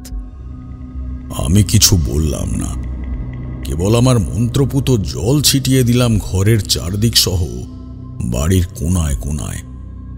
সত্যি বলতে আমি নিজেও বেশ বিভ্রান্ত ছিলাম ঘটনাটায়। এমন অভিজ্ঞতা জীবনে প্রথমবার ঘটল, যেখানে কোনো রকম ধারণাই করতে পারছিলাম না যে আমার নিকটে ঠিক কোন শক্তির প্রভাব রয়েছে। দুপুরের খাওয়া দাওয়ার আয়োজন বেশ ভালোই ছিল। ভাত, ডাল, আলু ভাজা, মাছের ঝোল। যদিও ঝুমার বাড়ি ফিরে যাওয়ার কথা ছিল আমাদের, তবে দুই গিন্নির অনুরোধে থেকে যেতে বাধ্য হলাম। এদিকে এত অসুবিধা আর দুশ্চিন্তার মাঝেও এইসব আয়োজন করার কারণে আমি দুই বউকেই যার পর নাই বকাঝকা করি। পূরবী দেবী নিচু স্বরে বলেন, আপনারা আমাদের অতিথি ঠাকুরমশাই, আপনাদের আয়োজনের কোনো ত্রুটি রাখতে পারি বলুন? তাছাড়া আপনারা ব্রাহ্মণ মানুষ বলে কথা। অতঃপর খাওয়া শেষ করে নিজের ঘরে এসে বিশ্রামের ব্যবস্থা করতে লাগলাম আমি আর পুরোহিত মশাই। আমাকে চুপচাপ একদৃষ্টে জানলার বাইরে চেয়ে কিছু ভাবতে দেখে পুরোহিত মশাই জিজ্ঞেস করলেন, কি ব্যাপার তারানাথ? এত কি ভাবছো? আমি একটা দীর্ঘশ্বাস ফেলে বললাম, তেমন কিছু না, তবে পলাশের কথাই চিন্তা করছিলাম। পুরোহিত মশাই মৃদু আশ্চর্য হয়ে জিজ্ঞেস করেন, বুঝতে পারলে কি, মানে কিসে বাসা বেঁধেছে পলাশের শরীরে? আমি ধীর পায়ে জানলার কাছ থেকে সরে পুরোহিত মশাইয়ের সামনে এসে বসলাম। আমাকে চিন্তিত দেখে পুরোহিত নিতেন গোস্বামী পুনরায় প্রশ্ন করলেন, কি হলো, কিছু তো বলো। আমি মাথা নেড়ে বললাম, এখনো কিছু বোঝা সম্ভব হয়ে ওঠেনি। পলাশের ঘুম না ভাঙা পর্যন্ত কিছু বলা সম্ভব নয়। তবে আমি কথাটা শেষ করলাম না। যেন কোনো গভীর চিন্তা তোলপাড় করছিল আমার মন মস্তিষ্ককে। পুরোহিত মশাই পুনরায় জিজ্ঞেস করলেন, কি হলো তারানাথ, থামলে কেন? নিজেকে সামলে নিয়ে আমি মাটিতে বসে গাঢ় ভরাট কণ্ঠে বললাম, বড্ড অস্থির লাগছে পুরোহিত মশাই, একটু ধ্যান করতে মন চাইছে। আপনি বিশ্রাম নিন, আমি ততক্ষণে ধ্যানটা সেরে নিই। বেশ, তবে আমি গাঁয়ের পুরোহিত মশাইয়ের সাথে দেখা করে আসছি, কেমন? তুমি ধ্যান করো। এই বলে পুরোহিত মশাই চলে গেলে আমিও ধ্যানে বসে সম্পূর্ণ মনোযোগ ধ্যানেই কেন্দ্রীভূত করলাম। অদ্ভুত ব্যাপার ছিল যে প্রথমবার নিজেকে এতটা পরিতৃপ্ত আর প্রশান্ত লাগছিল। পরম নিষ্ঠা আর ধৈর্যের সাথে যেন ধ্যান করতে পারছিলাম আমি। এতটাই পবিত্র জায়গা মনে হচ্ছিল। আর সেই একই রকম সৌরভ, যার ঘ্রাণে যেন বিমোহিত হয়ে পড়ার উপক্রম। এক মনে ধ্যান করতে করতে কতটা সময় অতিবাহিত হয়েছে জানা নেই। আকস্মিক সেই জুঁই আর চন্দনের মেলবন্ধনে সৃষ্ট সুঘ্রাণ তীব্রভাবে এসে ঠেকল আমার নাকে। সাথে সাথে আমার সারা শরীর কেঁপে উঠল এক শীতল বৈদ্যুতিক তরঙ্গের ধাক্কায়। স্পষ্ট বুঝতে পারলাম ঘরে কারোর আগমন ঘটেছে। আমি আধবোজা হয়ে চোখ খুলতেই চমকে উঠলাম। দেখলাম আমার দৃষ্টির ঠিক সামনে পা গুটিয়ে দুহাত মাটিতে রেখে একরকম ঝুঁকে বসে রয়েছে পলাশ। তার স্থির জলজলে দৃষ্টি আমার দিকে নিবদ্ধ। তার পরনে সেই দুধে আলতা রঙা শাড়ি, কপালে বড় লাল গোল টিপ, আর চোখের তলায় লেপ্টে থাকা কাজল আমার সারা শরীর জুড়ে রীতিমতো শিহরণ জাগিয়ে তুলল। একটা ঠান্ডা হাসি ছুঁড়ে পলাশ এক দৃষ্টে চেয়েছিল আমার দিকে। আমিও নিঃশব্দে সামনে দৃষ্টি স্থির রেখে আমার মন্ত্রপুত বিভূতি ছুঁড়ে দিলাম পলাশের গায়ে। কিন্তু আশ্চর্য ব্যাপার, তার কোনো প্রভাবই পড়ল না পলাশের ওপর। একটা বাঁকা হাসি ঠোঁটে নিয়ে আরো ক্রোধান্বিত দৃষ্টি প্রদান করল সে আমার দিকে। আমি কোনো শব্দ করলাম না, এমনকি নড়লামও না। সেই অপূর্ব অপার্থিব সুঘ্রাণ যা ওর শরীর থেকে ভেসে আসছিল এক প্রকার মোহিত করে দিচ্ছিল আমাকে। পলাশের মায়ের মুখেই শোনা এই গন্ধটা কেবল স্নান করার পর বা পরিষ্কার কাপড়ে থাকলেই যে ওর গা থেকে বেরোয় এমনটা কিন্তু নয়। সর্বক্ষণই বেরোয় গন্ধটা ওর শরীর থেকে। কিসের প্রভাব আছে তা জানতে আমি আলতো করে পলাশের দিকে নিজের হাতটা এগোতেই আচমকা গাঢ় স্বরে নারী সুলভ ভাবে সে বলে উঠল, তোর এত বড় সাহস, আমাকে স্পর্শ করার সাহস দেখাচ্ছিস? আমার বাস এখানে নয়, আমার বাস এখানে নয়। আমি কিছুতেই এখানে থাকবো না, আমি কিছুতেই এখানে থাকবো না। ব্যাস, সেই গম্ভীর চিৎকার শোনা মাত্রই আমি দু চোখ বন্ধ করে নিলাম। কয়েক মুহূর্তের বিলম্বতা। আমি আবারও চোখ দুটো খুললে সামনে আর কাউকেই দেখতে পেলাম না। ইতিমধ্যেই বাড়ির পুরুষেরা ফিরে এসেছে। গাঁয়ের পুরোহিত মশাইয়ের সাথে দেখা করে নিতেন গোস্বামীও ফিরে এসেছেন। আমি সবাইকেই বৈঠকখানায় জমায়েত হতে বলি। তার আগে পুরবী দেবী গিয়ে দেখে এসেছেন যে পলাশ তার ঘরে তখনও শুয়ে রয়েছে। যদিও আমার জানা ছিল যে পলাশের মাঝে একবার এসেছিল আমার ঘরে। একমাত্র আমারই জানা ছিল সেটা। যাই হোক, রণজয়বাবু এবং সুজয়বাবুর সাথে আমার প্রাথমিক আলাপ ঘটলে আমি তাদের জানালাম যে এই বাড়ি বিক্রির কারণ একমাত্র এই বাড়ির বাস্তুদোষী এমনটা কিন্তু নয়, আরও একটা বড় কারণ আছে যার কারণে বাড়িটা বিক্রি হচ্ছে না। রণজয়বাবু উদ্বিগ্ন কণ্ঠে জিজ্ঞেস করলেন, সেটা কি ঠাকুর মশাই? কিছু কি আছে এ বাড়িতে? আমি কিছু জবাব দেবার পূর্বে সুজয়বাবু আর্দ্র কণ্ঠে বললেন, আমার ছেলের মধ্যেই কোনো অশুভ সত্তার বাস ঘটেছে হয়তো। আমি হাতের ইশারায় ভদ্রলোককে সংশোধন করে বললাম, একটা ভুল হচ্ছে, আসল ঘটনা কিন্তু এটা নয়। পলাশের ওপর কোনো ছোটখাটো অশুভ সত্তার প্রভাব ঘটেনি, বরং বলা যেতে পারে এটা কোনো অশুভ সত্তাই নয়। আমার কথায় সবাই রীতিমতো আঁতকে উঠল। নিতেন গোস্বামী অবাক গলায় জিজ্ঞেস করলেন, তাহলে এটা কি তারানাথ? আমার নিজেরও পুরো বিষয়টার কথা চিন্তা করে অসম্ভব বিভ্রান্তি লাগছিল। এমন সময় ছাদে আবারও ঘুঙুরের শব্দ কানে এলো আমাদের। আমরা সকলেই ছুটে ছাদে উঠে দেখি পলাশ ঘুঙুর পরে ছাদের এ প্রান্ত থেকে অপর প্রান্ত জুড়ে নৃত্যশৈলীর নানান ভঙ্গিমা করে বেড়াচ্ছে। ছাদ জুড়ে পালক আর মরা পাখির শুকিয়ে যাওয়া হাড়গোড় পড়ে। শুধু তাই নয়, ছাদের এক কোণে জ্বলতে থাকা হ্যারিকেনের আলোয় ছাদের মাটির দিকে চোখ পড়তেই দেখলাম মাটিতে চাপ চাপ শুকনো রক্ত আর কোনো জন্তুর মুন্ডহীন অর্ধপচিত মৃতদেহ পড়ে রয়েছে। আর অদূরে একটা মুন্ড। বুঝলাম এটা সেই ছাগলটার দেহ যার মাথা নবমীর দিন কাঁচা খেয়েছিল পলাশ। আমি নিচু স্বরে পুরোহিত মশাইকে বললাম, পুরোহিত মশাই, এ কোনো অশুভ সত্তা নয় যেহেতু, তাই এর সাথে একটু অন্যভাবে ক্রিয়া করতে হবে। নিতেন গোস্বামীর আশ্বাস পাওয়া মাত্রই আমি দ্রুত পায়ে এগিয়ে এলাম পলাশের কাছে। সরাসরি প্রশ্ন করলাম, কে তুই? আচমকায় নৃত্য থামিয়ে জ্বলন্ত দৃষ্টিতে আমার দিকে তাকালো পলাশ। আমার দৃঢ় সংকল্প দৃষ্টি দেখে ধীর পায়ে সে এগিয়ে এলো আমার কাছে। তাহলে আমাকে মুক্তি দে, এখান থেকে আমাকে মুক্তি দে, না হলে এই ছেলেটাকে আমি শেষ করে দেব। আমি বুঝলাম এ কোনো ভূত প্রেত বা পিশাচের সমস্যা নয়, সমস্যাটা বেশ গম্ভীর। আমি তাদের মতো ব্যবহার করলাম না পলাশের সাথে। ভরাট গলাতেই খানিকটা বিনয়ী সুরে বললাম, মুক্তি তো দেবই, কিন্তু তার আগে জানতে তো হবে যে তুমি কে। এক ঝলক বাড়ির পিছনের অর্ধ পরিত্যক্ত ছোট্ট দুর্গা মন্দিরটার দিকে চেয়ে পলাশ জবাব দিল, আমি যোগিনী, আমার নাম বৈদ্যরূপা। এক মুহূর্তের জন্য আমার হৃদস্পন্দন যেন থমকে গেল। পলাশের বাড়ির সকলেরও একই অবস্থা। হতবুদ্ধি হয়ে সকলেই চেয়েছিল পলাশের দিকে।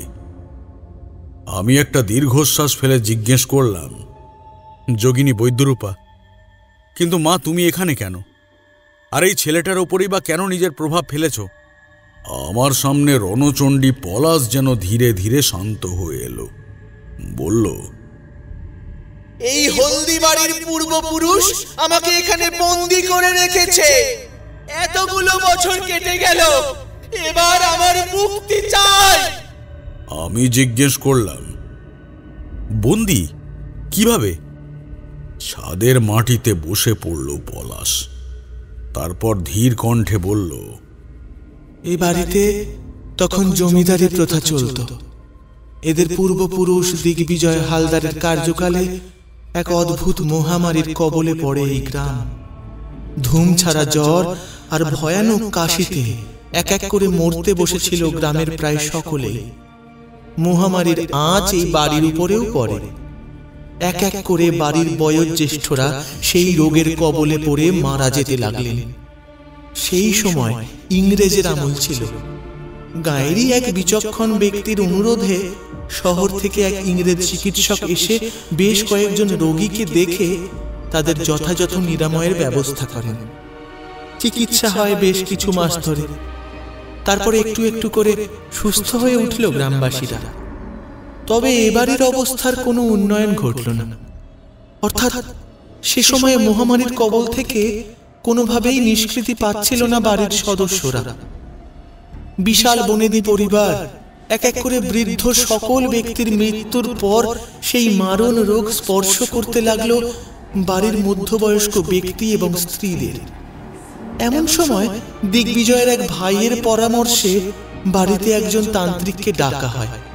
তিনি তন্ত্র সাধনার মাধ্যমে আমাকে ওই দুর্গা মন্দিরের নিচে এক যন্ত্রমে বন্দী করেন। আমার আরাধনাও হতো, যে কারণে এই বাড়ির লোকেরা রোগের কবল থেকে মুক্তি পায়। এরপর ধীরে ধীরে যেখানে আমাকে বন্দী করা হয়েছিল তার উপরেই তৈরি হয় দুর্গা মন্দির।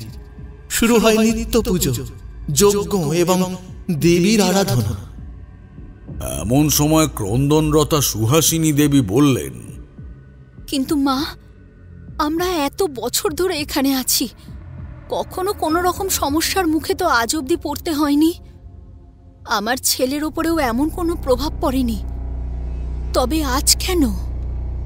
পলাশ স্পষ্টভাবে নারী সুলভ কণ্ঠে জবাব দিল, মন্দির তৈরি হওয়ার পরই মহামায়ার নিত্য পুজো শুরু হয় সেখানে।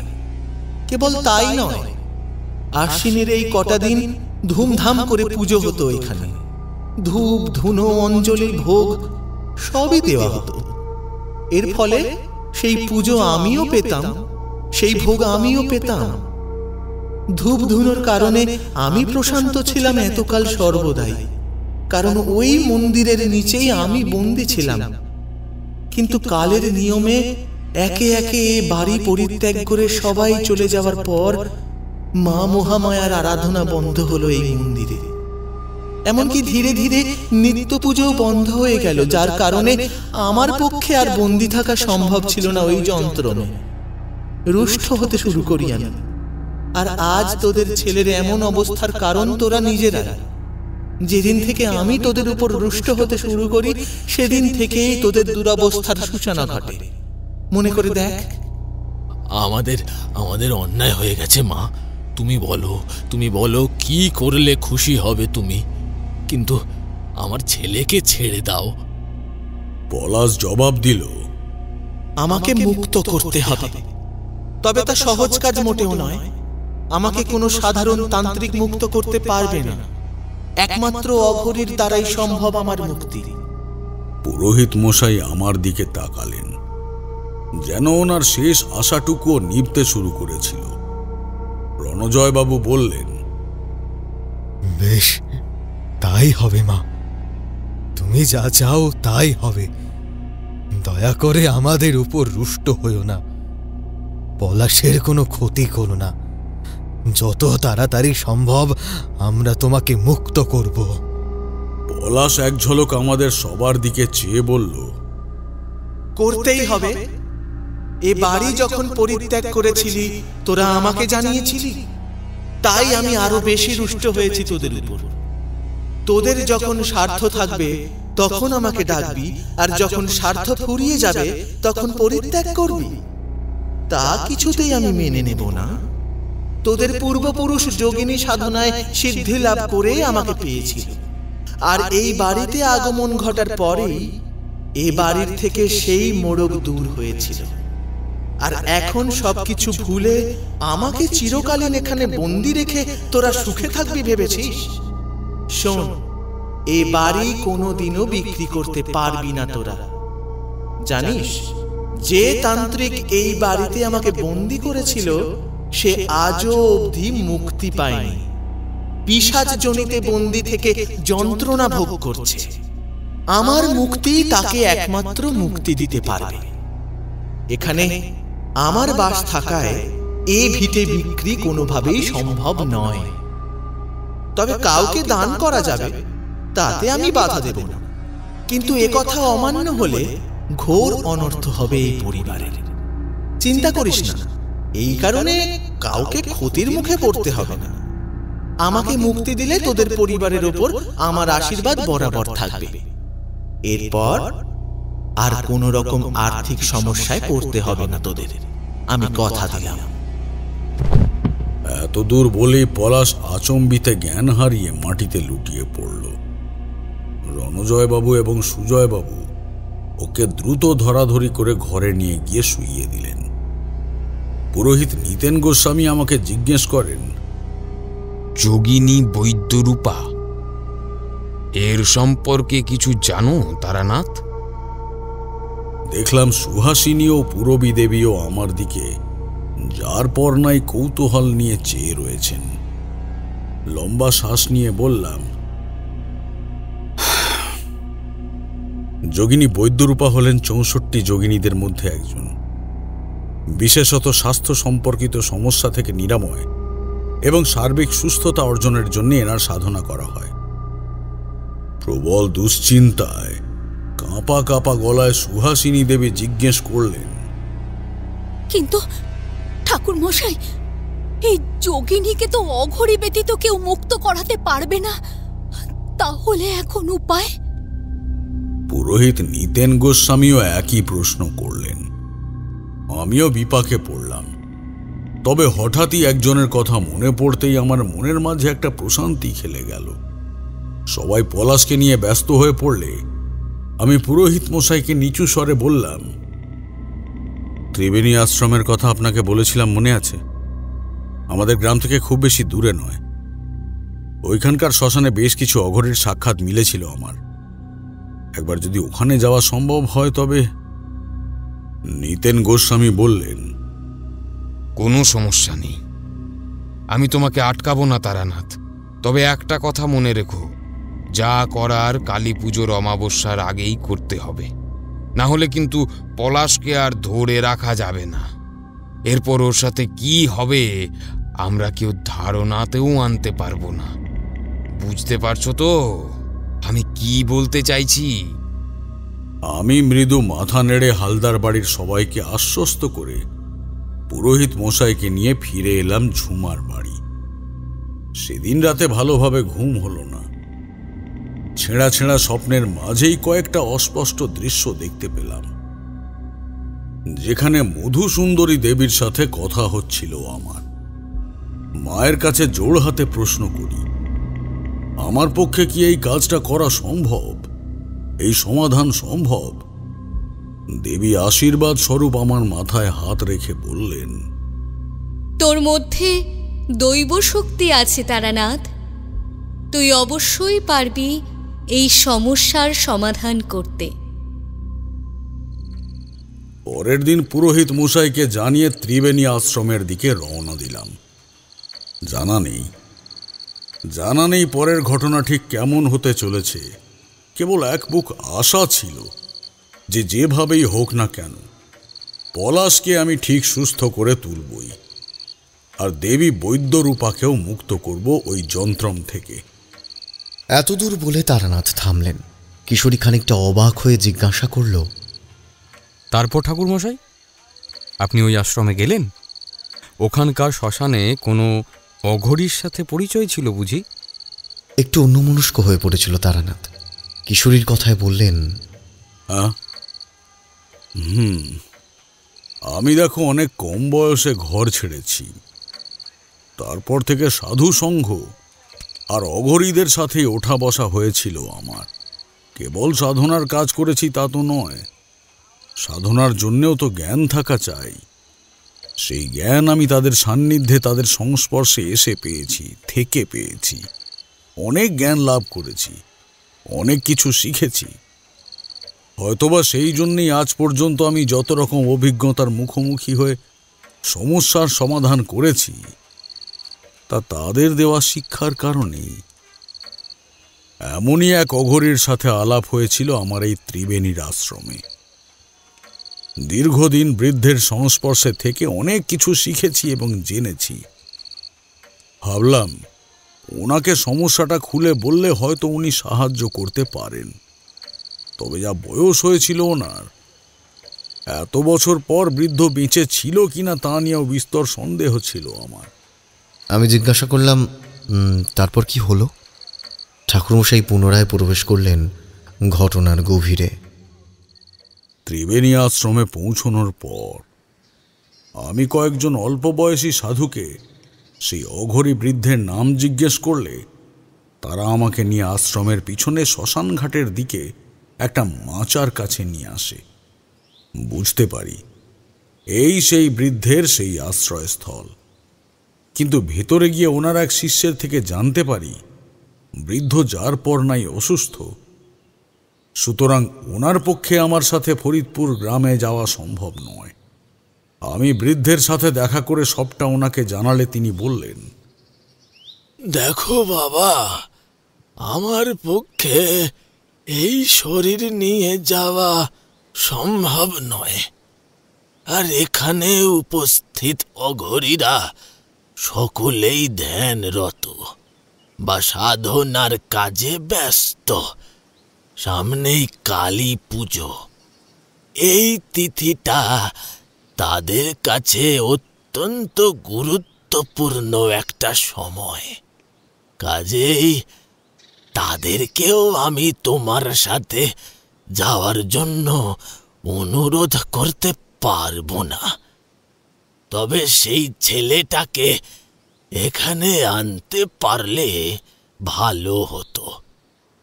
যাই হোক, এখন সেটা যদি সম্ভব নাই হয়ে থাকে তাহলে আমি বলবো তুমি তুমি কাজটা করো। চমকে উঠলাম আমি। মধুসুন্দরী দেবীর কথা মনে পড়ে গেল আচম্বিতে। আমি ধীর কণ্ঠে বললাম, কিন্তু আমি যে অঘরী নই বাবা। আমার পক্ষে কি যোগিনীর মতো এতটা ক্ষমতা সম্পন্ন সত্তাকে মুক্তি দেওয়া সম্ভব?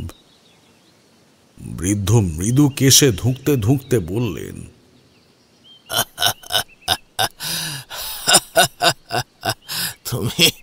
তুমি এতকাল বাংলার নানান স্থানে ঘুরে বেরিয়েছ তারানাথ।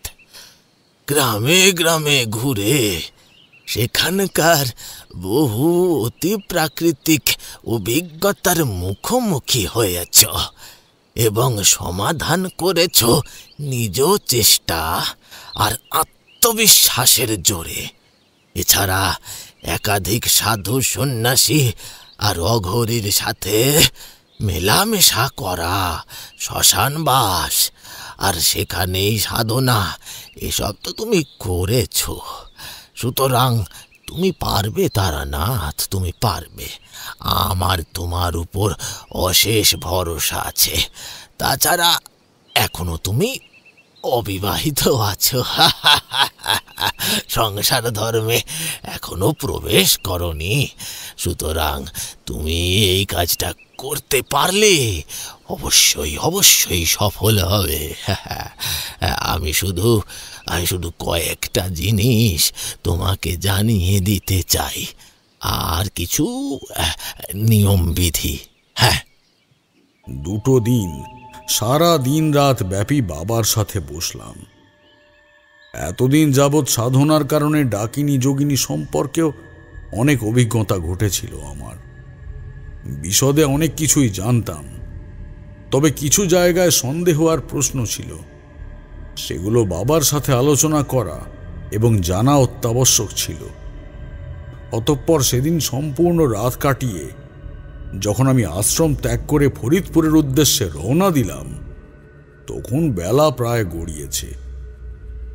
এরপর ফিরতে ফিরতে বেশ কিছু সময় অতিবাহিত হয়ে যায় আমার। প্রায় 1 সপ্তাহ লেগে যায় পুরো কার্যক্রমের সমাপ্তি ঘটাতে। কালী পুজো আসতে এখনো সময় বাকি। হালদার বাড়ি পৌঁছে সবাইকে একত্রিত হতে বললাম। কথা মতো সকলেই বৈঠকখানায় একত্রিত হলে আমি সবাইকে সম্পূর্ণ ঘটনাটা সম্পর্কে অবগত করি।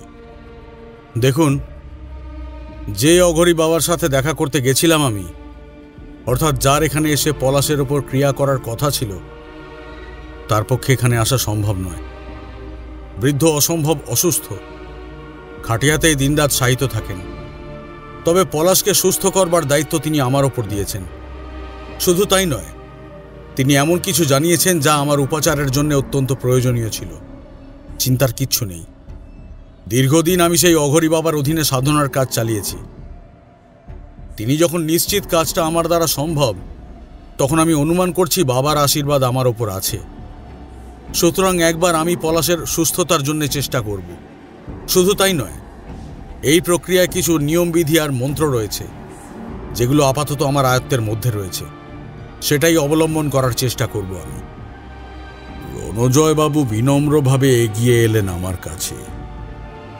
আমি কখনো ভাবিনি ঠাকুর মশাই আমাদের এমন একটা পরিস্থিতির মধ্যে পড়তে হবে। আপনার যা করার তা আপনি করুন, আমরা সবাই আপনার সাথে আছি। কেবল যা করার সেটা দ্রুত করুন, না হলে আমাদের ছেলেটাকে বাঁচানো বোধহয় আর সম্ভব হবে না। আমি ওনাকে আশ্বস্ত করে বললাম, অমাবস্যার আগেই যা করার করব আমি, আপনারা চিন্তা করবেন না। কিছু সরঞ্জাম প্রয়োজন যা উপাচারের জন্য লাগবে। হতে পারে এই উপাচার সারা রাত ব্যাপী ঘটবে। স্পষ্টভাবে এর সমাপ্তির কখন ঘটবে তার কোনো নিশ্চিত সম্ভাবনা দিতে পারব না। এই বলে আমরা ফিরে এলাম ঝুমার বাড়ি। সেদিন রাতটা আমার যার পর নাই অস্বস্তির মধ্যে কাটল। হালদার বাড়ির সকলের এক অপার বিশ্বাস রয়েছে আমার ওপর যে পলাশকে আমি ঠিক সুস্থ করে তুলতে পারব, কিন্তু আমার নিজের কাজের প্রতি আত্মবিশ্বাস থাকলেও একটা ভাবনা বারংবার আমার মনের মাঝে ঘুরপাক খাচ্ছিল যে দেবী কি আমার উপাচারে সন্তুষ্ট হয়ে পলাশকে ছাড়তে রাজি হবেন, কিন্তু এছাড়া যে উপায়ও নেই, আর হাতে বেশি সময়ও নেই। কি করব বুঝতে না পারলেও মনে মনে দৃঢ় প্রতিজ্ঞাবদ্ধ হলাম যে যেভাবেই হোক না কেন আমি পলাশকে সেই যোগিনীর থেকে মুক্ত করবই, যেভাবেই হোক না কেন। পরের দিন পুরোহিত মশাই বেশ কিছু সরঞ্জাম আমার সামনে এনে উপস্থিত করলেন। তাতে ছিল চামেলির তেল, কর্পূর ইত্যাদি। আমি সরাসরি নিতেন গোস্বামীকে বললাম, পুরোহিত মশাই, আজ রাতেই আমি ক্রিয়া শুরু করব। তার আগে একটা কালো পাঁঠা বলি দিতে হবে মায়ের উদ্দেশ্যে। তারপর রণজয় বাবুদের উদ্দেশ্যে বললাম, দেখুন, একটা সময় আপনারা যখন এখানে ছিলেন তখন নিত্য পুজো আর ভোগ যা দুর্গা মন্দিরে দিতেন তা মন্দিরের নিচের যন্ত্রমে থাকা সেই যোগিনীও পেতেন, কিন্তু আপনারা চলে যাওয়ার পর দীর্ঘদিন কোনো রকম ভোগ কিংবা পুজো পাননি তিনি। তাই অসম্ভব রুষ্ট হয়ে ওঠেন মা। কেবল তাই নয়, দীর্ঘদিন ধরে ভোগ না পাওয়ার কারণে দেবী কাঁচা মাংস আর রক্ত পিপাসুও হয়ে উঠেছিলেন। তাই এই বলি অত্যন্ত আবশ্যক। আর আমার সকল উপাচার ওই মন্দিরের সামনেই থাকবে, বলিটাও সেখানেই হবে।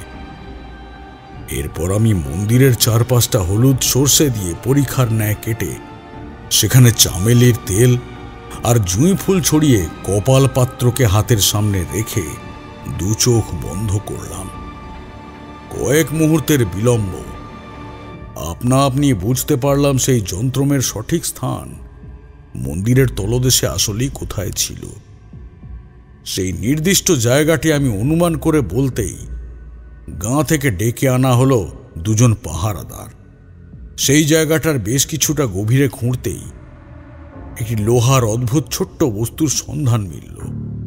নিঃসন্দেহে সেটাই ছিল যন্ত্রম, যার মধ্যে বন্দী ছিলেন দেবী। আমি আর বেশি দেরি করলাম না। সেই রাতেই প্রথমে একটা পাঁঠা বলি দেওয়া হলো। তারপর শুরু হলো যোগিনী মুক্তিকরণের উপাচার ক্রিয়া। নরকপালে চামেলির তেল, সেই বলি দেওয়া পাঁঠার রক্ত, মাংস ইত্যাদির ওপর কর্পূরের আগুন ধরিয়ে একটি যজ্ঞের সমারোহ প্রস্তুত করা হলো। নিয়ে আসা হলো পলাশকে। প্রথমেই মন্ত্রপুত চিতার ভস্য ছিটিয়ে দিলাম পলাশের দিকে। কাঁপুনি দিয়ে নড়ে আমার দিকে আক্রোশ ভরা দৃষ্টিতে তাকালো সে। হিস হিসে ক্রোধান্বিত কণ্ঠে বলল, তুই তুই কেন এসেছিস? বলেছিলাম না, অঘরী ছাড়া আমাকে কেউ মুক্ত করতে পারবে না। এইবার আরো অনেক বেশি অভিসম্পাতের প্রকোপে পড়বি তোরা। আমি সিক্ত নয়নে বিনম্র কণ্ঠে বললাম, ক্ষমা করো মা, আমার এই ধৃষ্টতা মার্জনা করে দয়া করে আমার উপাচার ক্রিয়া স্বীকার করো। আমি সত্যিই চাই এখান থেকে তোমাকে মুক্ত করতে। তুমি তো মা, জানি তুমি তোমার সন্তানদের ওপর রুষ্ট হয়ে থাকতে পারবে না, পলাশও তো তোমারই সন্তান মা, ওকে কষ্ট দিও না, ওকে ছেড়ে দাও মা। আমি আমার সাধনা জীবনের সম্পূর্ণটা দিয়ে তোমাকে মুক্তি দেওয়ার চেষ্টা করব। সারা জীবনের সমস্ত পুণ্য তোমার চরণে দিতে চাই আমি। আমার আর্জি গ্রহণ করো মা। কথাগুলো বলতে বলতে আমি মায়ের আরতি করতে লাগলাম। তারপর শুরু করলাম মন্ত্র জপ। অঘরী বাবা যেমনভাবে আমাকে যা যা শিখিয়েছিল সবটা উজাড় করে দিলাম মায়ের মুক্তি লাভের উদ্দেশ্যে। সারা রাত ব্যাপী চলল সেই উপাচার। অতঃপর ভোরের আলো ফুটবার প্রাক্কালে পলাশ আচমকাই হাঁটু ভেঙে বসে পড়ল আমার সামনে। এতক্ষণ সে একভাবে দাঁড়িয়েছিল আক্রোশ ভরা দৃষ্টি নিয়ে। তবে লক্ষ্য করলাম ওর দৃষ্টির আক্রোশ আর ওর ভেতরের তেজস্বতা ধীরে ধীরে হ্রাস পাচ্ছিল। অতঃপর মৃদু স্বরে সে বলে উঠল, আমি মুক্তি লাভ করব, তবে তোদের চিন্তার কিছু নেই। আমার আশীর্বাদ এই কুলের পরবর্তী প্রজন্মের জন্য স্থির থাকবে। তারা সবাই ভালোভাবে বাঁচতে পারবে। কিন্তু একটা সতর্কতা জানানো আবশ্যক, তা হলো এ বাড়ি কোনোভাবেই বিক্রি করা যাবে না, কোনোভাবেই না। এতদূর বলে জ্ঞান হারিয়ে মাটিতে লুটিয়ে পড়ল পলাশ। আমি ওর মাথায় আলতো হাত বুলিয়ে সকলের উদ্দেশ্যে জানালাম, পলাশ আপাতত সুস্থ, আর কোনো রকম সমস্যা নেই এই বাড়িতে। তবে এখানে আর এক মুহূর্তও থাকা চলবে না। আপনারা সবাই এই মুহূর্তে এই বাড়ি ত্যাগ করুন। রিনা উদ্বিগ্ন হয়ে বলে উঠল, একটু সময় দিন ঠাকুরমশাই, অন্তত জামা কাপড় যা আছে তা গুছিয়ে। না, এত সময় নেই। এই মুহূর্তেই ত্যাগ করতে হবে এই বাড়ি। আনুষঙ্গিক যা আছে সবকিছু পিছনে ফেলে ত্যাগ করতে হবে। চলুন। পূরবী আর সুহাসিনী দেবী দ্রুত পলাশকে নিয়ে বাড়ির দালান পেরিয়ে বাইরের দিকে এগোলেন। রণজয় বাবু এবং সুজয় বাবু ঘরদোরে তালা দিতে লাগলেন। শুধুমাত্র বাড়ির এক কোণে তখনও দাঁড়িয়েছিল রিনা। আমি গম্ভীর স্বরে বললাম, রিনা, এখানে দাঁড়িয়ে থেকো না। পুরোহিত মশাইয়ের সাথে এক্ষুনি এই বাড়ি ত্যাগ করো। আমার একটা বিশেষ কাজ আছে, সেটা করে আমি বেরোচ্ছি। যেমনটা মা বলেছেন তেমনটা না করলে সত্যি এই বাড়ির অনর্থ হবে। রিনা ধীর কণ্ঠে বলল, আমার কিছু সোনার গয়না আছে। মায়ের এতদিনের তিলে তিলে সঞ্চয় করা ওগুলো আমি ছাড়তে পারবো না।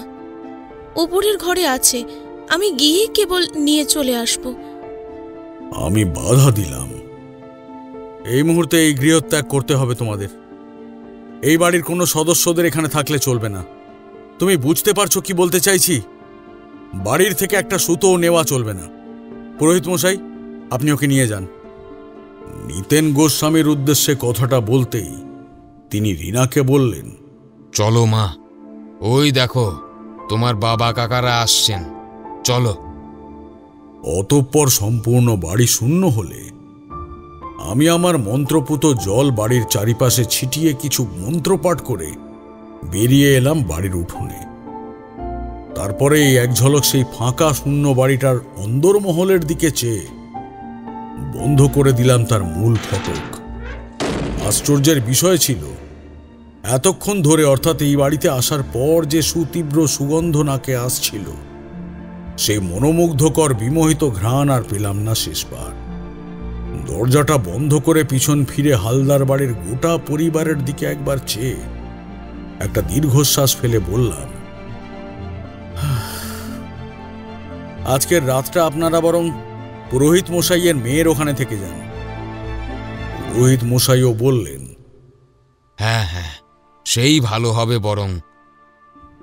যদিও বাড়িটা বিক্রি করতে পারবে না এটা ভেবে রণজয় বাবু এবং সুজয় বাবু একটু মনক্ষুণ্ণ হয়েছিল, তবে সুহাসিনী দেবী নিজের ছেলেকে বুকে আঁকড়ে বললেন, জেনে হোক কিংবা অজান্তে এতদিন মাকে আমরা যে অবহেলা করেছি, তার জন্য তিনি আমার ছেলেটাকে যে মেরে ফেলেননি, এটাই তো অনেক বড় ব্যাপার।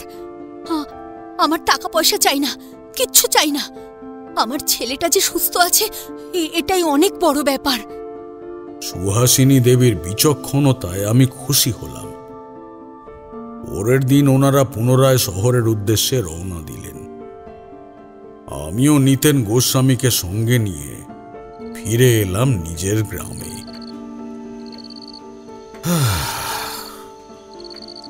তারানাথ একটা দীর্ঘশ্বাস ফেলে থামতেই কিশোরী জিজ্ঞাসা করল, বাবা, গা ছমছমে একটা ঘটনা ঘটে। আজ সত্যি ভূত প্রেতের থেকে একদম ভিন্ন একটা ঘটনা শুনলাম আমরা। কি বলো বিভূতি? আমিও মাথা নেড়ে বললাম, বটেই তো, যোগিনী বিদ্যা। সত্যি প্রথমবার অন্যরকম অভিজ্ঞতার মুখোমুখি হলাম আমরা। কিন্তু কিশোরী, এবার যে উঠতে হবে। তারানাথ তখনও জানালার দিকে এক দৃষ্টে চেয়ে সিগারেটের ধোঁয়া ছাড়ছিলেন। আমি ওকে বললাম, এলাম ঠাকুরমশাই। আমরা কিন্তু আগামী সপ্তাহে আবার আসবো ঠাকুরমশাই, আবারও কিছু রোমাঞ্চকর অভিজ্ঞতা শোনার আশায়। আর চলি। মৃদু মাথা নেড়ে সহমত প্রদান করলেন ঠাকুরমশাই। ওনাকে বিদায় জানিয়ে ওখান থেকে বেরিয়ে এলাম আমরা। আজ কিশোরী এবং আমি দুজনেই কেমন যেন ঘোরের মধ্যে ছিলাম। সত্যি কিছু কিছু ঘটনা হৃদয়স্পর্শী হয়। বন্দি যোগিনীর মুক্তিকরণ সত্যিই আশ্চর্য এক অভিজ্ঞতা। তারানাথের সেই অভিজ্ঞতার কথা ভাবতে ভাবতেই অতঃপর মটলেন ছাড়লাম আমি আর কিশোরী।